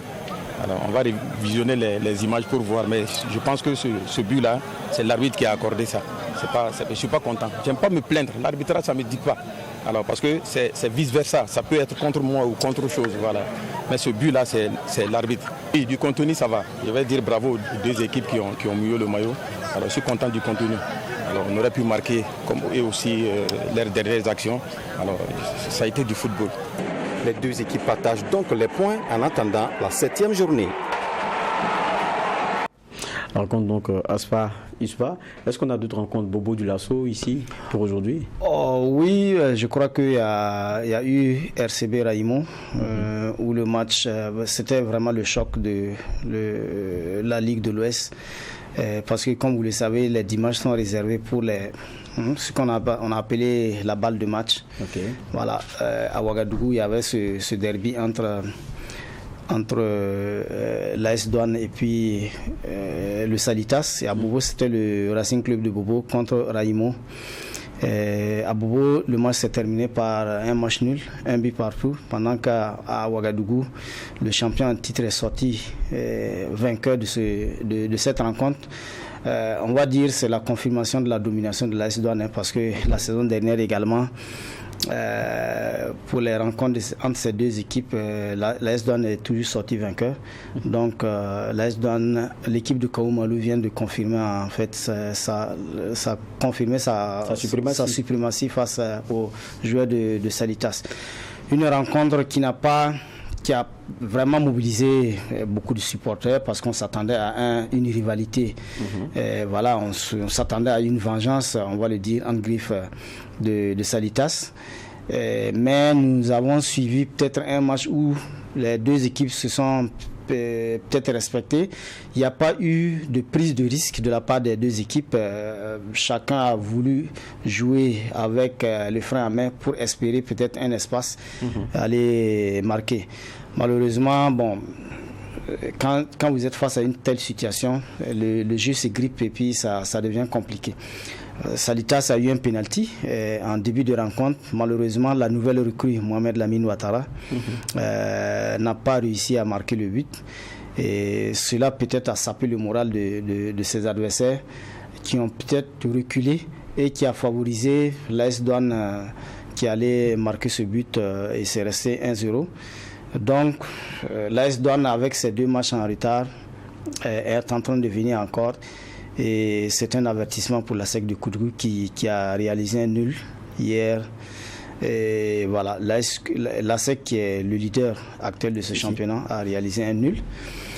Et voilà, c'est le grand point qu'on peut faire. Il reste un match demain. Et on verra. L'étoile finale de Ouagadougou jouera face au RCK. Voilà, et on verra après ce match. Quel est le classement, quelle est la nouvelle configuration du classement. En termes de configuration, en tout cas, Hubert Velud, lui, mercredi dernier, nous a donné sa liste, parce qu'on a Guinée équatoriale et on a Mauritanie, je pense que c'est 13 et 17, donc il nous a donné sa liste. Mais c'est des listes qui, à chaque fois quand ça sort, ça pose un peu de problèmes. Il y a polémique sur, quelquefois, certains noms. Il y a des noms dans lesquels vous ne vous retrouvez pas forcément. Bon, oui, en tant qu'observateur, en tant que journaliste sportif, voilà, quand nous recevons une liste comme ça, on essaie de voir, on essaie de faire une analyse, une critique par rapport à ces éléments qu'on a appelés pour défendre les couleurs du Burkina. Et comme on suit également les différents joueurs dans les clubs, on peut avoir au moins une idée de ceux-là qu'on peut appeler pour vraiment servir cette équipe-là. Et il y a des noms qui nous viennent et qui nous surprennent. Voilà. Si je prends par exemple au niveau des gardiens de but, Sébastien Tou, qui évolue en 3e division espagnole et qui n'est pas titulaire. Souvent, il y a des points d'interrogation sur ces genres de joueurs qu'on appelle. Pendant que dans le Faso Foot, il y a des gardiens qui ont peut-être, qui méritent d'être appelés et qui ne voient pas leur nom là-bas. Voilà. Et le comble, c'est que dans cette liste, il n'y a pas de joueur local. Alors que, bon, on aurait peut-être voulu également qu'on fasse la promotion de notre championnat parce que c'est un championnat qui est un championnat bien apprécié en Afrique. Et on peut comprendre qu'il n'y a pas un joueur local. Oui, mais il a dit, les joueurs, je les connais, mais c'est moi qui choisis. Mais c'est toujours comme ça, tous les entraîneurs c'est comme ça, chaque entraîneur fait sa sélection en fonction de ce que lui il a. Mais nous également, il nous faut critiquer également pour... Et puis il y a des joueurs aussi qui dans leur club ne sont pas si en forme que ça, il faut faire des choix. J'ai parlé de Sébastien Tou, je parlerai de Trova Boni, je parlerai de Gustavo Sangaré, qui n'est pas au mieux de sa forme dans son club, qui n'est pas titulaire et qui... Moi je pense que souvent les entraîneurs doivent un peu choquer. Voilà, parce que nous sommes à quelques mois de la CAN et il va falloir que chacun attache sa ceinture pour véritablement faire une très bonne préparation pour aller défendre les couleurs du Burkina. Parce que les 3 derniers matchs, quand vous regardez les 3 derniers matchs, sinon même les 4 derniers matchs des Étalons, il n'y a plus eu de victoire. Voilà, 2 matchs nuls, 2 défaites, c'est pas très intéressant pour une équipe qui s'est qualifiée avant terme des éliminatoires de la CAN. C'est pas intéressant que vous fassiez des contre-performances comme ça. Ça fait que on dégringole au niveau du classement FIFA et nous au niveau du classement CAF. De par le passé, on était dans le top 10, dans les 8e, 6e.